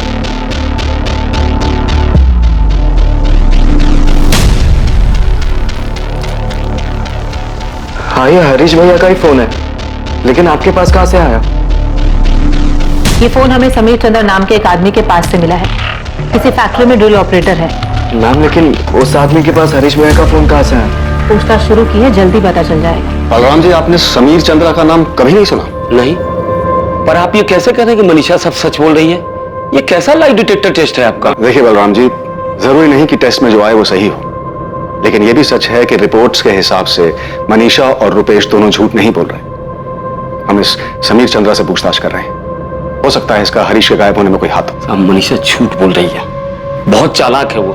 जिस दिन मेरा बेटा गायब हुआ, उसके चेहरे पे जरा सा भी दुख नहीं था, जरा सा भी शिकन नहीं थी, जैसे उसका पति नहीं कोई ऐरा गहरा हो।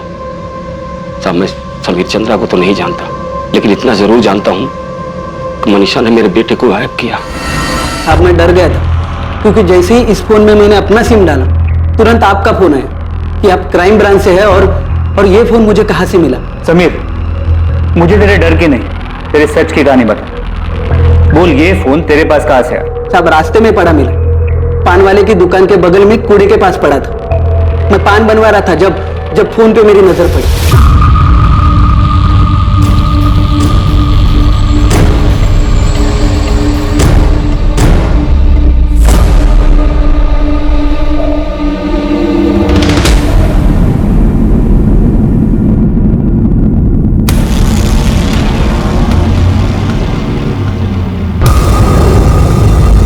मैंने फोन उठाया और घर चला गया। तो बिना मार खाए नहीं बोलेगा ना?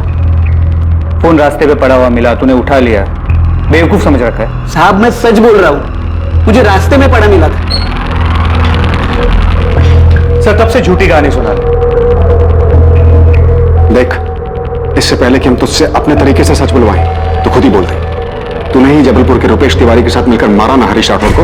मारा? मैंने किसको मारा साहब? और मैं जानता तक नहीं ये हरीश राठौर कौन है। अगर तू इतना ही मासूम है तो मेरा फोन क्यों कट किया और उसके बाद फोन स्विच ऑफ क्यों कर दिया?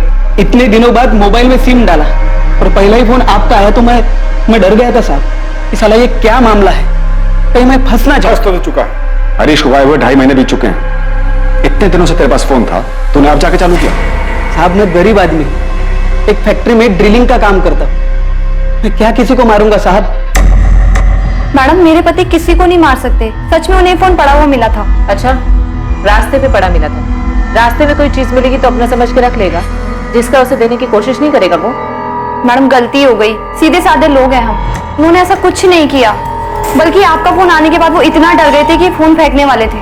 मैंने सोचा कभी आप लोग मुझे ढूंढते हुए आए तो मैं आपको सब सच बोल दूंगा, इसलिए फोन नहीं फेंका, अपने ही पास रखा।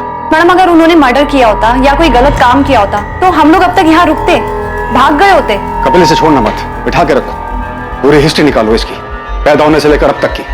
2.5 महीने फोन संभाल के रखा है इसने, पूरी पॉसिबिलिटी के हरीश के गायब होने में और उसके मर्डर में इसी का हाथ हो।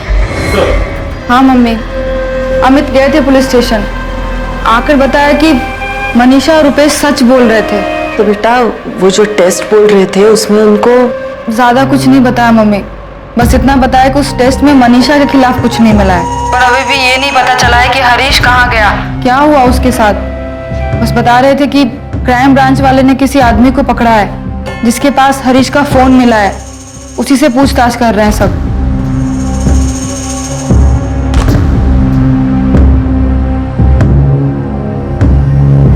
क्या हुआ मम्मी?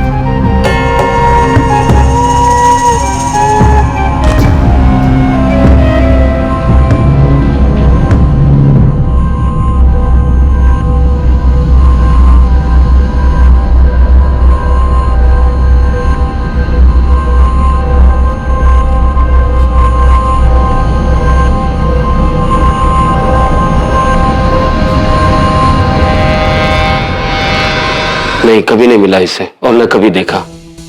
हम नहीं जानते सर समीर चंद्रा को, और ना कभी हरीश भैया के मुंह से इसका नाम सुना। अगर इसने हरीश को मारा तो क्यों मारा? क्या दुश्मनी थी मेरे बेटे से? बलराम जी, इसने कुछ किया है या नहीं अभी कह नहीं सकते, फिलहाल इसके बारे में पूछताछ जारी है। सर हम हरीश के दोस्त अरशद और योगेश को भी बुलाकर सबीर की पहचान करवा रहे हैं।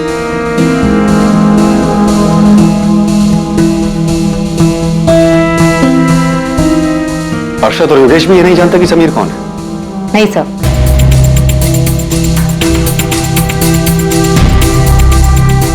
मजदूर आदमी है सब, कोई क्रिमिनल हिस्ट्री भी नहीं है समीर की, दूर दूर तक कोई हिस्ट्री शीटर से जान पहचान भी नहीं है। मतलब ये पॉसिबल है कि उसे हरीश का फोन सड़क पे पड़ा हुआ मिला? ऐसा ही लग रहा है साहब, गरीब आदमी है, लालच में फोन रख लिया होगा। हमसे इस मामले में कहां चूक हो रही है? सारी मेहनत बेकार जा रही है। पहले ही रुपेश तिवारी वाला एंगल सामने आया, लगा केस क्रैक हो गया है, और कुछ नहीं मिला। और ये समीर के मामले में भी सब कुछ डेड एंड पे जाके खत्म हो रहा है। मुझे नहीं लगा था कि लाई डिटेक्टर टेस्ट कराने का कोई फायदा नहीं होगा, पर अब भी मुझे यही लगता है कि मनीषा और रुपेश ने हरीश को मारा है। हम गलत नहीं थे सर।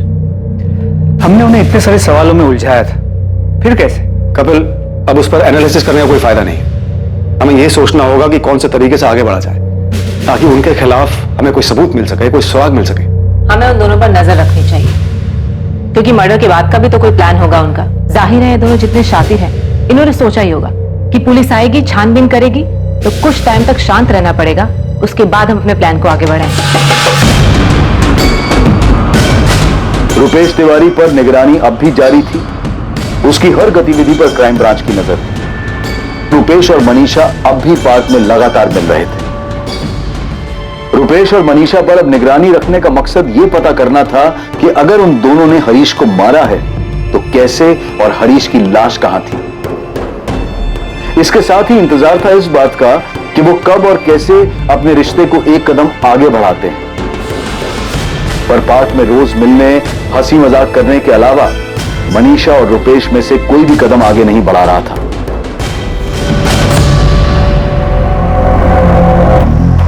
कितनी शांत और खुश लग रही है, जैसे कि कुछ हुआ ही नहीं। यस सर, इसे किसी चीज से कोई फर्क ही नहीं पड़ रहा है। आज तक के करियर में इतने शातिर क्रिमिनल्स को तोड़ा है, इसे क्यों नहीं तोड़ पा रहे हो? सर, ताज्जुब की बात तो ये है कि बिना किसी कांटेक्ट के, बिना किसी बातचीत के ये दोनों इतना बड़ा कांड कर कैसे पाए, वो भी इतनी सफाई से कि आज तक हमें हरीश का नामो निशान तक नहीं मिला। सर, मनीषा और रुपेश का मेल मिलाप अब भी जारी है, बल्कि मेल मिलाप के साथ साथ सैर सपाटा भी शुरू हो गया। कभी होटल, कभी नर्मदा में बोटिंग के लिए भी जाने लगे। इसके अलावा और कुछ पता चला? हरीश की बॉडी कहां दफनाई है या जलाई है? नहीं सर, मनीषा और रुपेश का सारा कच्चा चिट्टा खोल दिया, लेकिन रत्ती भर भी खबर नहीं लगी कि हरीश को कहां गायब किया, कैसे मारा, उसकी बॉडी को कहां और कैसे ठिकाने लगा।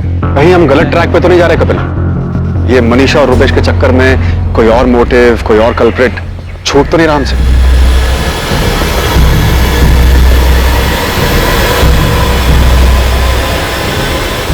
नहीं, हमें चाय पानी कुछ नहीं चाहिए। हम तो बस इतना जानना चाहते हैं, इतना पूछना चाहते हैं मनीषा से कि आखिर हरीश की क्या गलती थी। बलराम जी, आप हमारे समधी हैं, इसलिए प्यार से और तमीज से बात कर रहा हूँ। सच आपके सामने है कि सच सामने नहीं है अंकल, हमारे सामने सिर्फ हरीश भैया की अनसुलझी गुमशुदगी और कुछ नहीं। जिस गुमशुदगी का सारा बोझ मनीषा पर डाल दिया, हमारी बेटी को सबके सामने मुजरिम बना दिया, रुपेश के साथ मनीषा का नाम जोड़ दिया। पुलिस हजारों सवाल पूछ चुकी है मनीषा से। इस टेस्ट के लिए उसने खुद मंजूरी दी थी, जो सामना करना था वो कर चुकी है। अब कोई अग्नि परीक्षा बाकी नहीं है। अब भी आप यही पूछ रहे हैं कि हरीश की गलती क्या थी, घुमा फिरा के एक ही सवाल कि मनीषा ने हरीश के साथ क्या किया। मैं जानता हूं मैं हरीश से नहीं मिल पाऊंगा, मैंने मान लिया है कि हरीश मर चुका है, लेकिन बेटा मैं इतना जानना चाहता हूं कि आखिर ऐसी क्या। जी, बहुत हो गया प्यार मोहब्बत की बातें, आप यहां से चले जाइए वरना। पापा एक मिनट।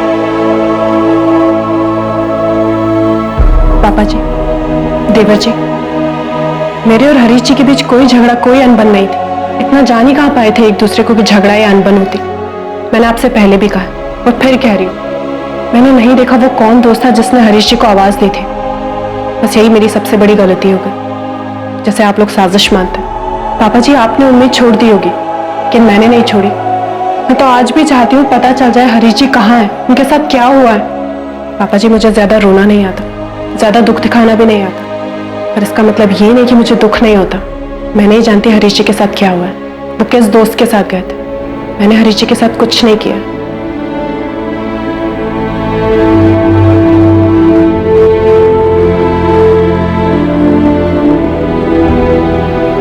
साहब, हम 4 दिनों से यहाँ चक्कर काट रहे हैं पर आप मिल ही नहीं रहे हैं। सर, आपने हरीश भैया को ढूंढना बंद कर दिया है क्या?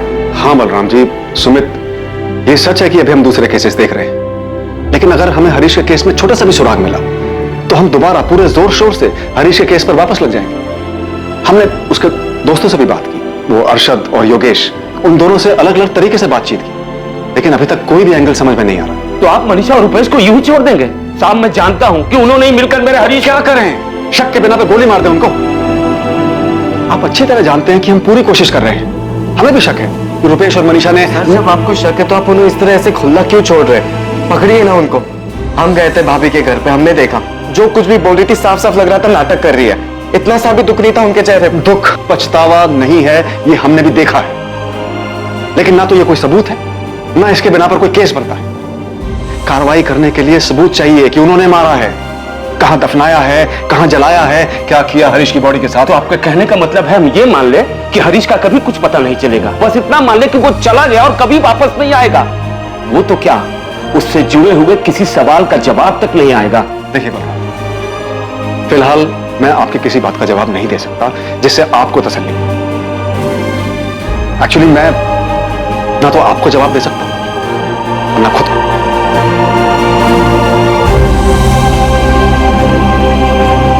हरीश मिसिंग केस में क्राइम ब्रांच भी कोई हल नहीं खोज पाई कोई क्लोजर नहीं दे पाई। वो केस जो शायद लापता होने के साथ साथ हत्या का भी केस था।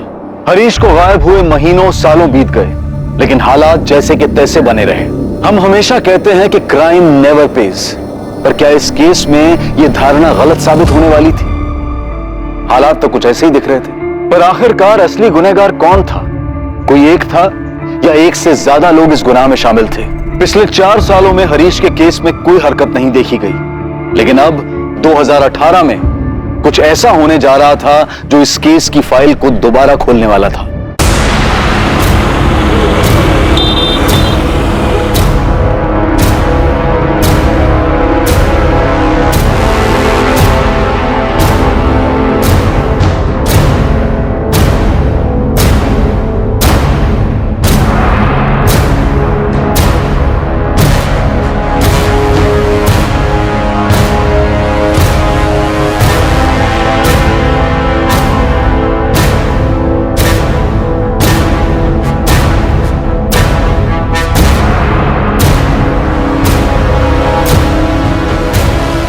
फिर जो मुझे सच बता दे, शूटआउट में तेरे साथ और कौन कौन था? देख, मैं वादा करता हूँ तेरी बेल का इंतजाम करवा। खाली बेल नहीं साहब, आपको मुझे अंडरग्राउंड भी करवाना पड़ेगा, क्योंकि इसके बाद वो लोग हाथ धोकर मेरे पीछे पड़ जाएंगे। सर एक मिनट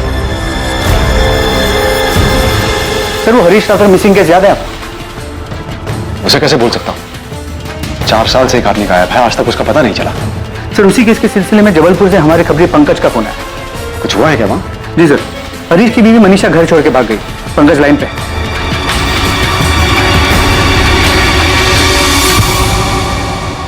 किसके साथ भागी है मनीषा? सोच के देखो साहब, कौन हो सकता है?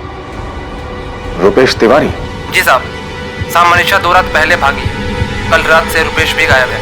मनीषा की फैमिली बहुत परेशान थी। फिर जब रुपेश भी गायब हुआ तो उन्होंने रुपेश पर मनीषा की किडनैपिंग का केस कर दिया। रुपेश का फोन नहीं लग रहा है, इसका मतलब ये थोड़ी है कि मनीषा को लेके भाग गया है। भागा नहीं है तो कहाँ गया है वो? उसके पार्टनर अरविंद को भी नहीं पता है कहाँ है वो।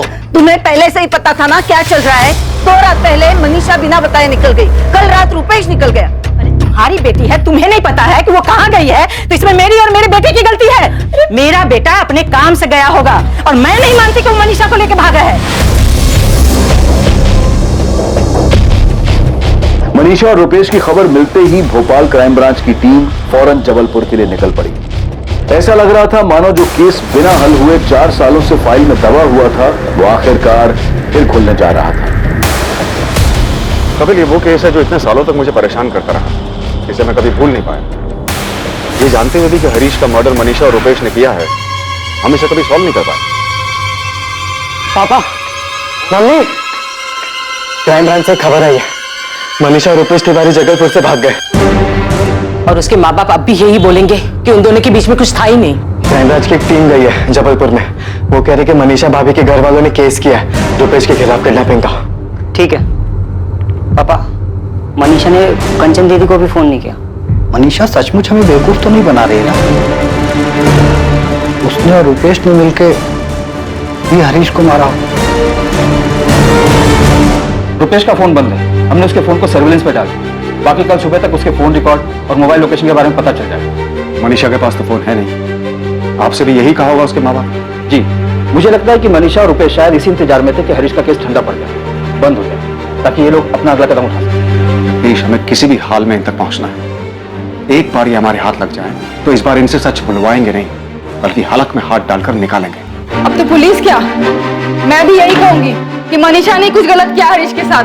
हमें इतनी जल्दबाजी नहीं दिखानी चाहिए, पहले हमें मनीषा और रुपेश को ढूंढना चाहिए। मैं तो अब भी यकीन नहीं कर पा रहा हूँ कि मनीषा ऐसा कुछ कर सकती है। अगर उसे हरीश से शादी नहीं करनी थी तो उसे पहले ही बोलना चाहिए था, पहले ही रुपेश के बारे में बता देती। मुझे लगता है मामला कुछ और है। क्या मामला हो सकता है, आप ही बताइए। पहले मनीषा भाग जाती है, उसके अगले दिन रुपेश गायब हो जाता है। क्या मामला हो सकता है, बताइए। इस केस ने कई झटके दिए थे और अब जो झटका लगने वाला था वो किसी की भी सोच से परे था। मनीषा घर से भागी, फिर रुपेश भी गायब हो गया और उसका फोन भी बंद हो गया। सबने फौरन 2 और 2 4 का फॉर्मूला लगाया और मान लिया कि दोनों साथ में भागे हैं। लेकिन यहां 2 और 2 4 नहीं बल्कि 5 साबित होने वाले थे।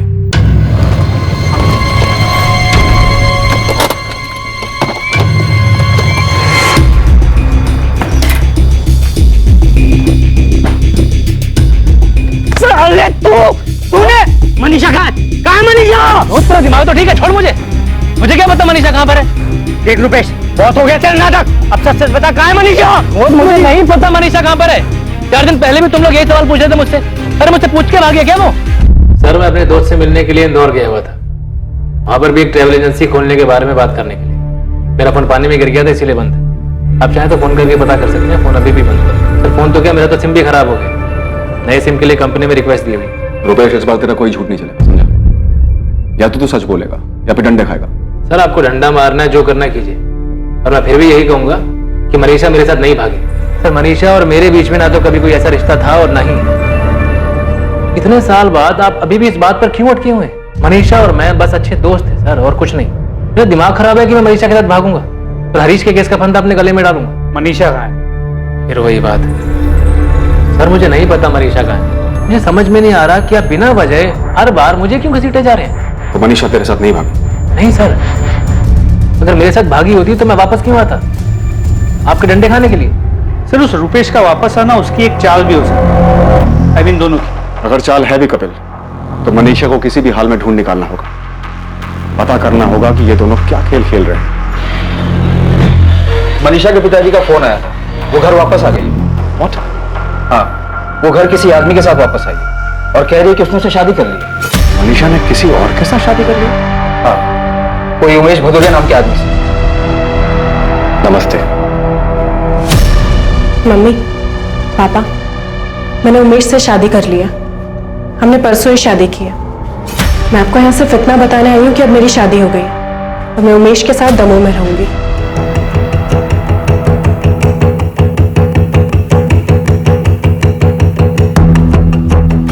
मैं 2 साल पहले उमेश से ही जबलपुर में मिली थी। हम दोनों के बीच बातचीत थी। मुझे उमेश अच्छे लगने लगे और फिर मैंने उनसे शादी करने का फैसला कर लिया। फैसला कर लिया? तू इतनी बड़ी हो गई कि फैसला करने लगी? हमें पूछने बताने की जरूरत नहीं समझी? मम्मी, मैं हरीश जी के गायब होने, उनके मरने का बोझ अपने सर पर उठाते उठाते थक गई हूँ। मेरी भी एक जिंदगी है, मैं भी जीना चाहती हूँ, पर इस बारे में तो किसी ने सोचा ही नहीं। और अगर मैं उमेश के बारे में बताती तो भी क्या होता? फिर से वही तमाशा शुरू होता। हरीश जी के घर वाले पुलिस के साथ यहाँ धरना देते और कहते, देखा, इसलिए इसने हरीश को मारा था। और मैं कब तक ऐसे पति ऐसी शादी के सहारे जीती जो 4 साल पहले ही चला गया, और उसके गायब होने की वजह से मुझे न जाने क्या क्या सहना पड़ा। हजारों सवालों के जवाब देने पड़े।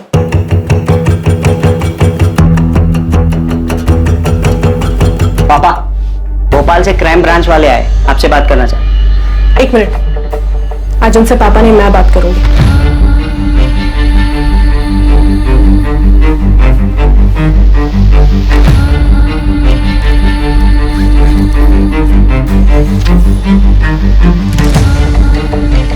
ये मेरी और उमेश की शादी का सर्टिफिकेट। हमने परसों मंदिर में शादी की और दमोह में शादी को रजिस्टर करवाया। अब प्लीज इसे ध्यान से देख लीजिए, क्योंकि आज के बाद मैं आपको कोई सफाई नहीं देना चाहती। हो गई तसल्ली?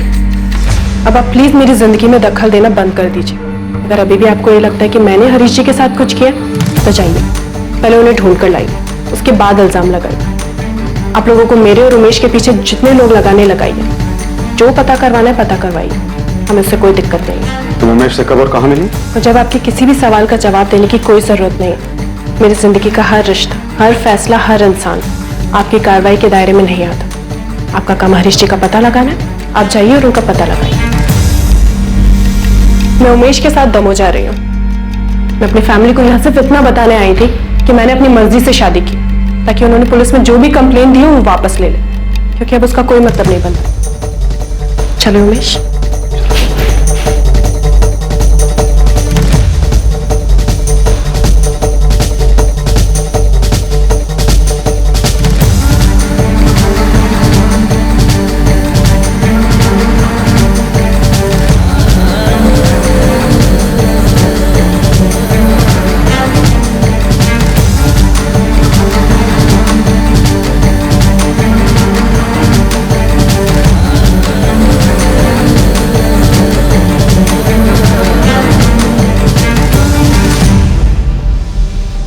साहब कहीं मनीषा ने रुपेश के बजाय उमेश के साथ मिलकर तो बलराम जी, हम उमेश के बारे में पता लगा रहे हैं, लेकिन अभी तक ऐसा कुछ भी सामने नहीं आया है कि हरीश के साथ शादी करने से पहले मनीषा और उमेश एक दूसरे को जानते थे। यहां तक कि मनीषा के परिवार में भी कोई उमेश को नहीं जानता। सर ये मनीषा बहुत शातिर है, पहले आपको रुपेश के साथ इतना सब कुछ मिला और अभी अचानक से उमेश आ गया। सर उमेश का आना भी मनीषा की कोई प्लानिंग होगी। ये पक्का कोई खेल खेल रही है सर। सुमित, हम मनीषा की चाल समझने की कोशिश कर रहे हैं कि आखिर ये चल क्या रहा है। 4 साल बाद हमें लगा कि हरीश के केस में कुछ हाथ आया है, लेकिन जब वहां जाकर देखा तो उसका कुछ अलग ही पैतरा सामने आया। आपने पहले भी तो पूछताछ की थी, तो कौन सा सच सामने आ गया? पता नहीं ऐसे ही लाई डिटेक्टर टेस्ट में भी झूठ बोला और किसी की नजर के सामने ना आया। राम जी सर, कुछ ऐसा नहीं जिससे इनसे सच उगलवा लिया जाए कि इन्होंने हरीश भैया के साथ क्या किया है, क्यों किया है। सुमित, अभी मैं सिर्फ इतना कह सकता हूं कि हम पूरी कोशिश करेंगे, वो सब करेंगे जिससे हरीश का पता लग सके और सच बाहर आ सके। मनीषा की जिंदगी में एक नया किरदार आया, उमेश भदौरिया। इस उमेश भदौरिया की हर हरकत पर पुलिस की नजर थी। मनीषा पर भी नजर रखी जा रही थी। पुलिस को शक था कि मनीषा कोई खेल खेल रही थी जिसमें रुपेश की भी बराबर की भूमिका थी। क्या रुपेश तिवारी और उमेश भदौरिया के बीच कोई कड़ी थी? नहीं सर, फोन रिकॉर्ड्स में ऐसा कुछ नहीं मिला जिससे ये पता लगे कि रुपेश और उमेश का कोई कनेक्शन है। पूजा के ये रुपेश, मनीषा और उमेश सच में कोई खेल खेल रहे, इतने शातिर हैं? या फिर हम इनके पीछे पड़ के एक बंद अंधेरी गली में चक्कर काट रहे हैं? मैं इतना कह सकती हूँ कि हम गलत ट्रैक पर नहीं है। मनीषा ने हरीश को मारा है, हम पहले भी ये बात जानते थे और आज भी जानते हैं। बस एक बात समझ नहीं आ रही कि उनका सच सामने कैसे लाए। हमने उनका लाई डिटेक्टर टेस्ट करवाया था जिसमें उन्होंने साफ झूठ बोला। एक बार ब्रेन मैपिंग टेस्ट करवाया क्या पता उसमें कुछ सामने आ जाए। कपिल, तुम्हें लगता है जो लाई डिटेक्टर टेस्ट में इतनी आसानी से झूठ बोलकर निकल गए वो ब्रेन मैपिंग टेस्ट में फंस जाएंगे? फंस भी सकते हैं। 4 साल से एक खेल खेल, एक झूठ को जी रहे, क्या पता सच सामने आ ही जाए। सब पॉसिबल है कि सवालों के जवाब में एक तैयार किया और झूठ जो सच बनकर सामने आए, लेकिन ब्रेन मैपिंग में तो कोई सवाल ही नहीं होता कि वो तैयारी कर पाए। उसमें तो उनको फोटोग्राफ दिखाई जाएंगी और उनका दिमाग कैसे रिएक्ट कर रहा है वो देखा जाएगा, जिसे वो कंट्रोल नहीं कर सकते। क्या पता इस टेस्ट में वो दोनों डगमगा जाए। हाँ, पॉसिबल है, लेकिन इस टेस्ट के लिए भी तो उनकी मंजूरी लेनी होगी। सर, लाई डिटेक्टर टेस्ट के वक्त दोनों काफी कॉन्फिडेंट थे, पर जाहिर है बच गए तो कॉन्फिडेंस बढ़ा ही होगा। शायद हाँ कर दें, तो उनके इस ओवर कॉन्फिडेंस से हमें कोई लीड मिल जाए। चलो देखते हैं ये लोग इस टेस्ट के लिए तैयार होते हैं या नहीं। ब्रेन मैपिंग टेस्ट एक ऐसा टेस्ट जो अपराधी के दिमाग में छपी जानकारी की जांच करता है और उस जानकारी को बाहर लेकर आता है। कोई अपराधी अपनी बाहरी हरकतों से अपनी जुर्म की कहानी को ढकने या छिपाने में कामयाब हो सकता है, लेकिन उसके दिमाग में छपी उस वारदात को मिटा नहीं सकता। यह एक अपने ही तरीके की तकनीक है जिसमें वारदात की जानकारी को संदिग्ध के दिमाग में छपी जानकारी के साथ मिलाकर देखा जाता है। पर इस टेस्ट को संदिग्ध पर करने के लिए संदिग्ध की मंजूरी अनिवार्य होती है। सर, आप लोग तो मेरी जिंदगी में बेताल की तरह पीठ पर सवार हो गए। आपकी मर्जी का जवाब नहीं दे रहा हूं तो आप तो पीठ से चिपक ही गए। इस बेताल से मुक्ति चाहते हो तो ये अच्छा मौका है तुम्हारे पास, क्योंकि इस टेस्ट के बाद ये केस बंद हो जाएगा तो तुम पर और मनीषा पे से सारा इल्जाम हमेशा के लिए खत्म हो। सर, आप ये बात मान क्यों नहीं लेते हैं कि मेरे और मनीषा के बीच में कुछ भी नहीं है? मैंने हरीश से शादी क्या की, मेरी तो जिंदगी बर्बाद हो गई। जिंदगी तुम्हारी नहीं, हरीश की बर्बाद हुई है मनीषा। 4 साल हो गए, वो कहा है उसकी कोई खबर नहीं है। रुपेश ने आपसे क्या कहा? वो तैयार है? क्यों? रुपेश के इशारों पर हाँ करोगी तुम? करूंगी तो क्या दिक्कत है? आप लोगों ने तो वैसे भी हम दोनों का रिश्ता बना के रखा है 4 साल से, वो भी मुजरम का, बिना किसी वजह। ठीक है सर, एक बार मनीषा से बात करता हूँ फिर बताता हूँ। कैसे बात करोगे? उमेश के फोन पे या मनीषा के फोन? सर, आप जो चाहो पैतरा लगा दो, और यही सच है कि मेरे और मनीषा के बीच में कुछ भी नहीं है और हरीश को गायब करने या मारने में मेरा कोई हाथ नहीं। तो फिर तो तुम्हें ब्रेन मैपिंग टेस्ट करने के लिए हाँ कर देना चाहिए, क्योंकि इससे हमेशा के लिए साबित हो जाएगा कि तुम्हारा इसमें कोई रोल नहीं।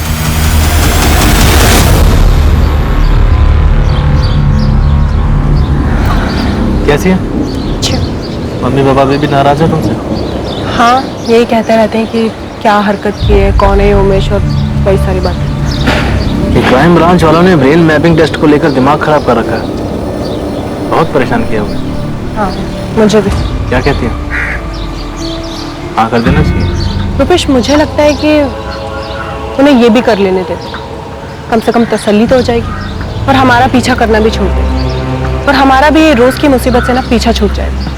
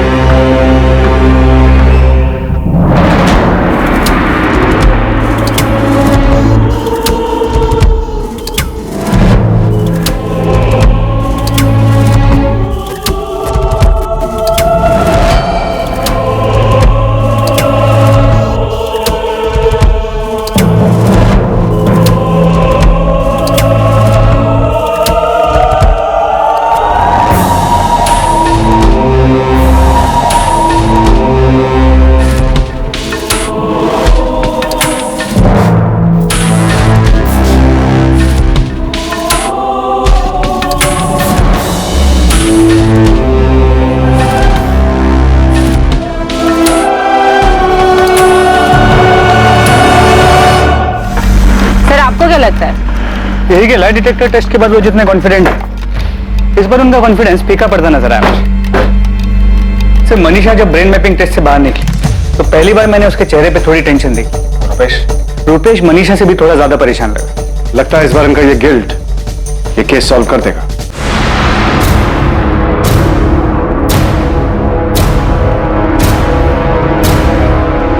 मनीषा, उन लोगों को कैसे पता चला? रुपेश, मुझे नहीं पता उन्हें कैसे पता चला। नहीं, उन लोगों को कुछ नहीं पता। उन लोगों को किसी भी हाल में कुछ पता चल ही नहीं सकता। कुछ पता नहीं चल सकता तो उन्होंने वो फोटो हमें क्यों दिखाया? जबकि ये तो मुझे भी नहीं पता था, तुमने मुझे बताया था। और ये बात मैंने तुम्हारे अलावा किसी को नहीं बताई। रुपेश, कहीं मंजीत तो उनके हाथ नहीं लग गया? कहीं मंजीत ने तो... मनीषा, वो लोग मंजीत तक कैसे पहुंचेंगे? हो ही नहीं सकता। रुपेश, मुझे लगता है इस बार उन्हें पक्का कुछ मिला है, कुछ पता चला है। रुपेश, कुछ भी हो, पर अब मैं वापस नहीं जाना चाहती। इतना सब होने के बाद अब फिर 4 साल बाद ये... मनीषा, ऐसे घबराने की जरूरत नहीं है। मुझे नहीं लगता कि उन्हें कुछ भी मिला है। अगर उन्हें कुछ नहीं मिला तो उन्होंने हमें वो खोदी भी जगह, वो गड्ढा, वो खोदा हुआ गड्ढा क्यों दिखाया? हो सकता है उन्होंने वो फोटो वैसे ही हमें दिखा दी हो। रुपेश, तुम अब भी इतना शांत कैसे रह सकते हो? तुम्हें टेंशन नहीं हो रही कि... मनीषा, टेंशन हो रही है, पर मुझे नहीं लगता कि मुझे लगता है ये टेस्ट हम पर भारी पड़ने वाला है। ये वो लाई डिटेक्टर टेस्ट नहीं है। इस बार वो लोग हमें नहीं छोड़ेंगे। मनीषा, कुछ नहीं होगा। वो बस हमें फंसाने की कोशिश कर रहे हैं। अब तुम ऐसे घबराओगी तो उन्हें जरूर हम पर शक हो जाएगा। तुम शांत रहो बस, बाकी मैं संभाल लूंगा।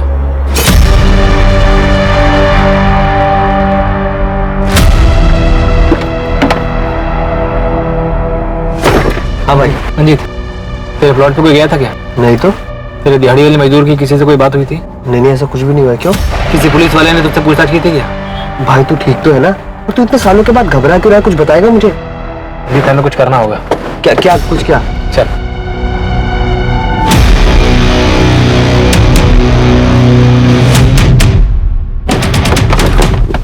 अरे रुपेश, करना क्या है बताएगा? मिसे ऐसे यहाँ नहीं छोड़ सकते। यहाँ नहीं छोड़ सकते मतलब तेरा दिमाग तो ठीक है? हैं? करेगा क्या निकाल करके? निकाल कर डिस्ट्रॉय करना पड़ेगा ताकि उनके हाथ में कुछ भी ना लगे। अरे यार, पता नहीं तू क्या करना चाह रहा है। अरे यार, यहाँ कुछ नहीं आया, कोई खुदाई वुदाई कुछ नहीं हुई है। जीत, अपना उठा, खुदाई शुरू कर। जो भी बचा उसे निकाल के खत्म करना है। अरे कंकाल के अलावा कुछ नहीं बचा होगा। जो भी बचा है निकाल के खत्म करना है, उसे शुरू कर।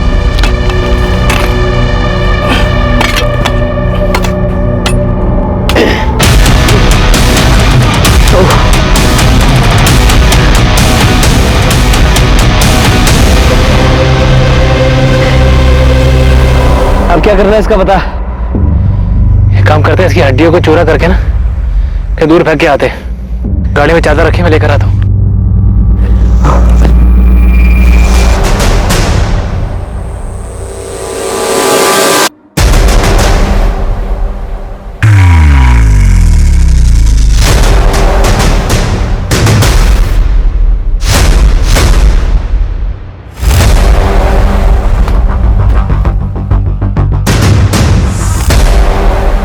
और रुपेश, क्या खुद के निकाल? हमें भी तो दिखा। चल। अरे चल। क्या है? पकड़ो उसे। 15 अप्रैल 2014 को हरीश और मनीषा ने कंचन के घर जाने के लिए रिक्शा लिया ही नहीं था। वो कंचन के घर पैदल गए थे। हरीश! कैसे हो? मैं ठीक हूँ भाई। यहाँ कैसे? भोपाल में? भोपाल में किसी काम से आया था, वापस जा रहा था तो तुम दोनों पर नजर पड़ी, सोचा मिलते ही चलो। ठीक किया। कैसे हो मनीषा? ठीक। यार अच्छा हो तुम मिल गए। हाँ। थोड़ी देर के लिए मेरे साथ चलो ना, मुझे तुम्हारी हेल्प की जरूरत है। अभी? हाँ यार, अभी मैं मनीषा को लेकर के कंचन दीदी के यहाँ छोड़ने जा रहा था और वहां से फिर काम पे भी जाना है। तो एक काम को, तुम शाम को घर पे आ जाओ ना, बैठ के बातें करते हैं हम लोग। यार हरीश, बस आधे घंटे की बात है। एक्चुअली मैं भोपाल में एक नया काम शुरू करने की सोच रहा हूँ। तुम तो यहीं के हो, सही आइडिया दे दोगे। चलो ना, और शाम को वापस जा रहा हूँ तो मिल नहीं पाऊंगा। चलते चलते बात कर लेंगे। कम। मैं जाऊँ मनीषा? तुम अकेले चले जाओगे और मैं लौटते समय तुम्हें उठा लूंगा। चलो मनीषा, टाइम मिला तो शाम में मिलता हूँ। हाँ चल, बाय। हाँ। अरे बैठिए ना प्लीज।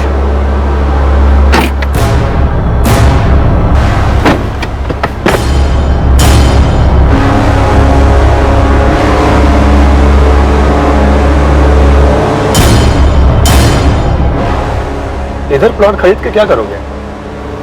भोपाल शिफ्ट होने का प्लान है क्या? ऐसे ही सोच रहा हूँ। पर एक बार तुम प्लॉट देख लो, उसके बाद बताना कि लेना चाहिए कि नहीं।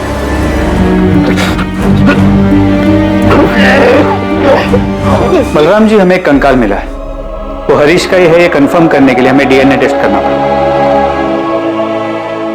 रुपेश ने यहाँ भोपाल में हरीश को मार दिया था। जबलपुर के पास रुपेश के एक दोस्त मंजीत का प्लॉट है। मारने के बाद वो लोग हरीश की बॉडी को वहां ले गए और उस ओपन प्लॉट में दफना दिया। क्यों क्यों किया मनीषा ने ऐसा? क्योंकि मुझे रुपेश से शादी करनी थी, और अगर ये बात मैं अपने घर में बताती तो मेरे घर वाले शादी के लिए कभी तैयार नहीं होते। कैसे पता तैयार नहीं होते? तुमने तो अपने अफेयर के बारे में उन्हें कभी बताया ही नहीं। मुझे लगा था वो मना कर देंगे। तुम्हें लगा? अगर पूछा नहीं, तुम्हें यह कैसे लगा कि तुम एक शरीफ आदमी के साथ शादी कर लोगी, उसे मार दोगी और फिर बड़े आराम से रुपेश के साथ दूसरी शादी कर लोगी, आराम से जिंदगी जी लोगी? यह कैसे लगा तुम्हें? ऐसा हो नहीं पाया, मुझे लगा था ऐसा ही होगा। सर ये बात करने के लायक नहीं, शक्ल देख लो इसकी। मार रहा है, मार लो, जितना मारना है मार लो। ये उमेश कौन है? ये क्या नाटक था? रुपेश का नाटक था, क्योंकि ऐसे तो हमारी शादी होने से रही, तो हमें ये एक और नाटक करना पड़ा। रुपेश, अब क्या प्रॉब्लम है? भाग चलते हैं ना, भाग चलते हैं यहाँ से। वैसे भी हरीश को रास्ते से हटाने के बाद हम वो लाई डिटेक्टर टेस्ट से भी बच गए, और अब तो 2 साल हो चुके हैं, कोई ढूंढ भी नहीं रहा होगा उसे। मनीषा भी कुछ बोल नहीं सकते हैं। पहली बारी पुलिस टीम ने तो केस ही बंद कर दिया था, वो लोग मुझ तक कभी पहुंच ही नहीं पाए थे, लेकिन इस बार तो क्या ये सब करने के बाद हम अभी भी दोस्त होने का नाटक करते रहेंगे? शायद इतना सब्र किया थोड़ा और से, तो क्राइम ब्रांच वालों ने हमें ऐसे सुमड़ी में नहीं पकड़ा होता ना तो और बात है। अब हम भागेंगे या तो अपने घर पे मुझसे शादी के लिए बात करोगे ना तो वो लोग हमें छोड़ेंगे नहीं। लिख कर देता हूँ, कुछ ना कुछ जरूर खोद निकालेंगे। अभी तक तो वो लोग मंजिल तक पहुंचे नहीं है, अगर थोड़ा और ढूंढेंगे ना तो उस तक भी पहुंच जाएंगे। तो क्या अब हमें सारी जिंदगी ऐसे ही रहना पड़ेगा? इसलिए हमने ये सब किया था। मंजीत उमेश को जानता था, वही उसे लेकर आया था। मतलब उमेश का रोल सिर्फ शादी करके डिवोर्स देने तक का था? जी, उमेश मनीषा को डाइवोर्स देता, मनीषा वापस अपने घर चली जाती, और कुछ टाइम बाद मैं मनीषा की फैमिली से हमारी शादी की बात करता। मतलब यही सब कुछ तुमने हरीश के केस में भी सोचा था? तुम हरीश को मार दोगे, मनीषा अपने घर चली जाएगी, सबको यही लगेगा कि हरीश मनीषा के साथ शादी करके खुश नहीं था, इसलिए सब कुछ छोड़ छाड़ के चला गया, और फिर तुम इसकी फैमिली से अपनी शादी की बात करोगे। यही प्लान था ना? जी हाँ। तुम अपना फोन जबलपुर में छोड़कर आए थे, फिर 15 अप्रैल को इतनी सफाई से प्लानिंग कैसे की कि ये लोग कितने बजे कंचन के घर जाएंगे और तुम इनसे रास्ते में टकराओगे? फोन से मैंने मनीषा को फोन लेकर दिया था, जिसके बारे में और कोई नहीं जानता था। वो फोन का है? वो फोन तो मैंने कब का तोड़ के फेंक दिया। उसका नंबर तो होगा, या उसे याद दिलाने के लिए तुझे तोड़ू? नंबर मेरे पास है। कब से चल रहा था तुम दोनों का अफेयर? मनीषा की शादी की 1 साल पहले से। मतलब हरीश के साथ शादी, उसका मर्डर, उसे दफनाना, उमेश का आना, ये सारी प्लानिंग किसकी थी? मनीषा तुम्हारी या रुपेश तुम्हारी? दोनों की थी। ये सब हमने मिलकर किया है।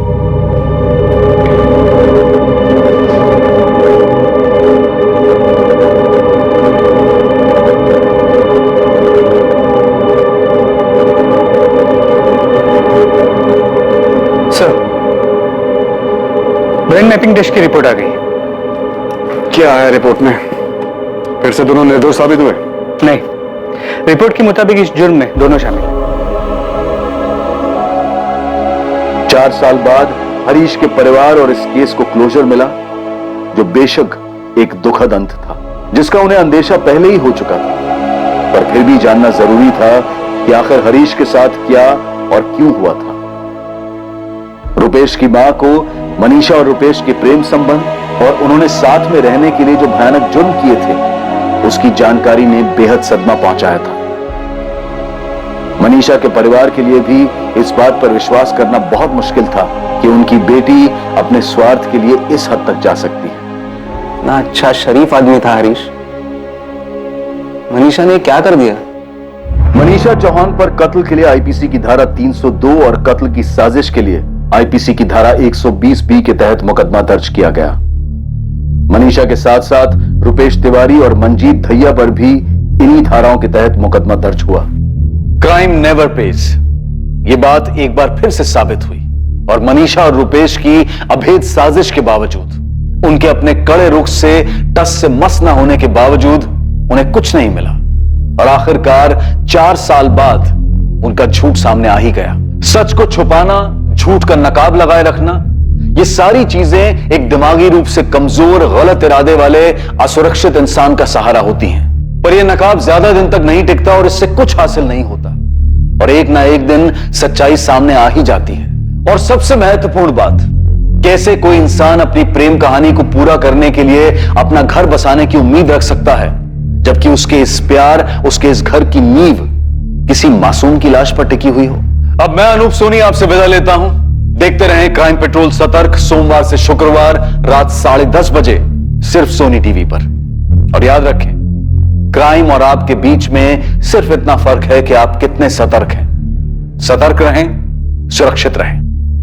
जय हिंद। इस तरह के और भी एपिसोड देखने के लिए हमारे चैनल को सब्सक्राइब करें और बेल आइकन दबाना ना भूलें।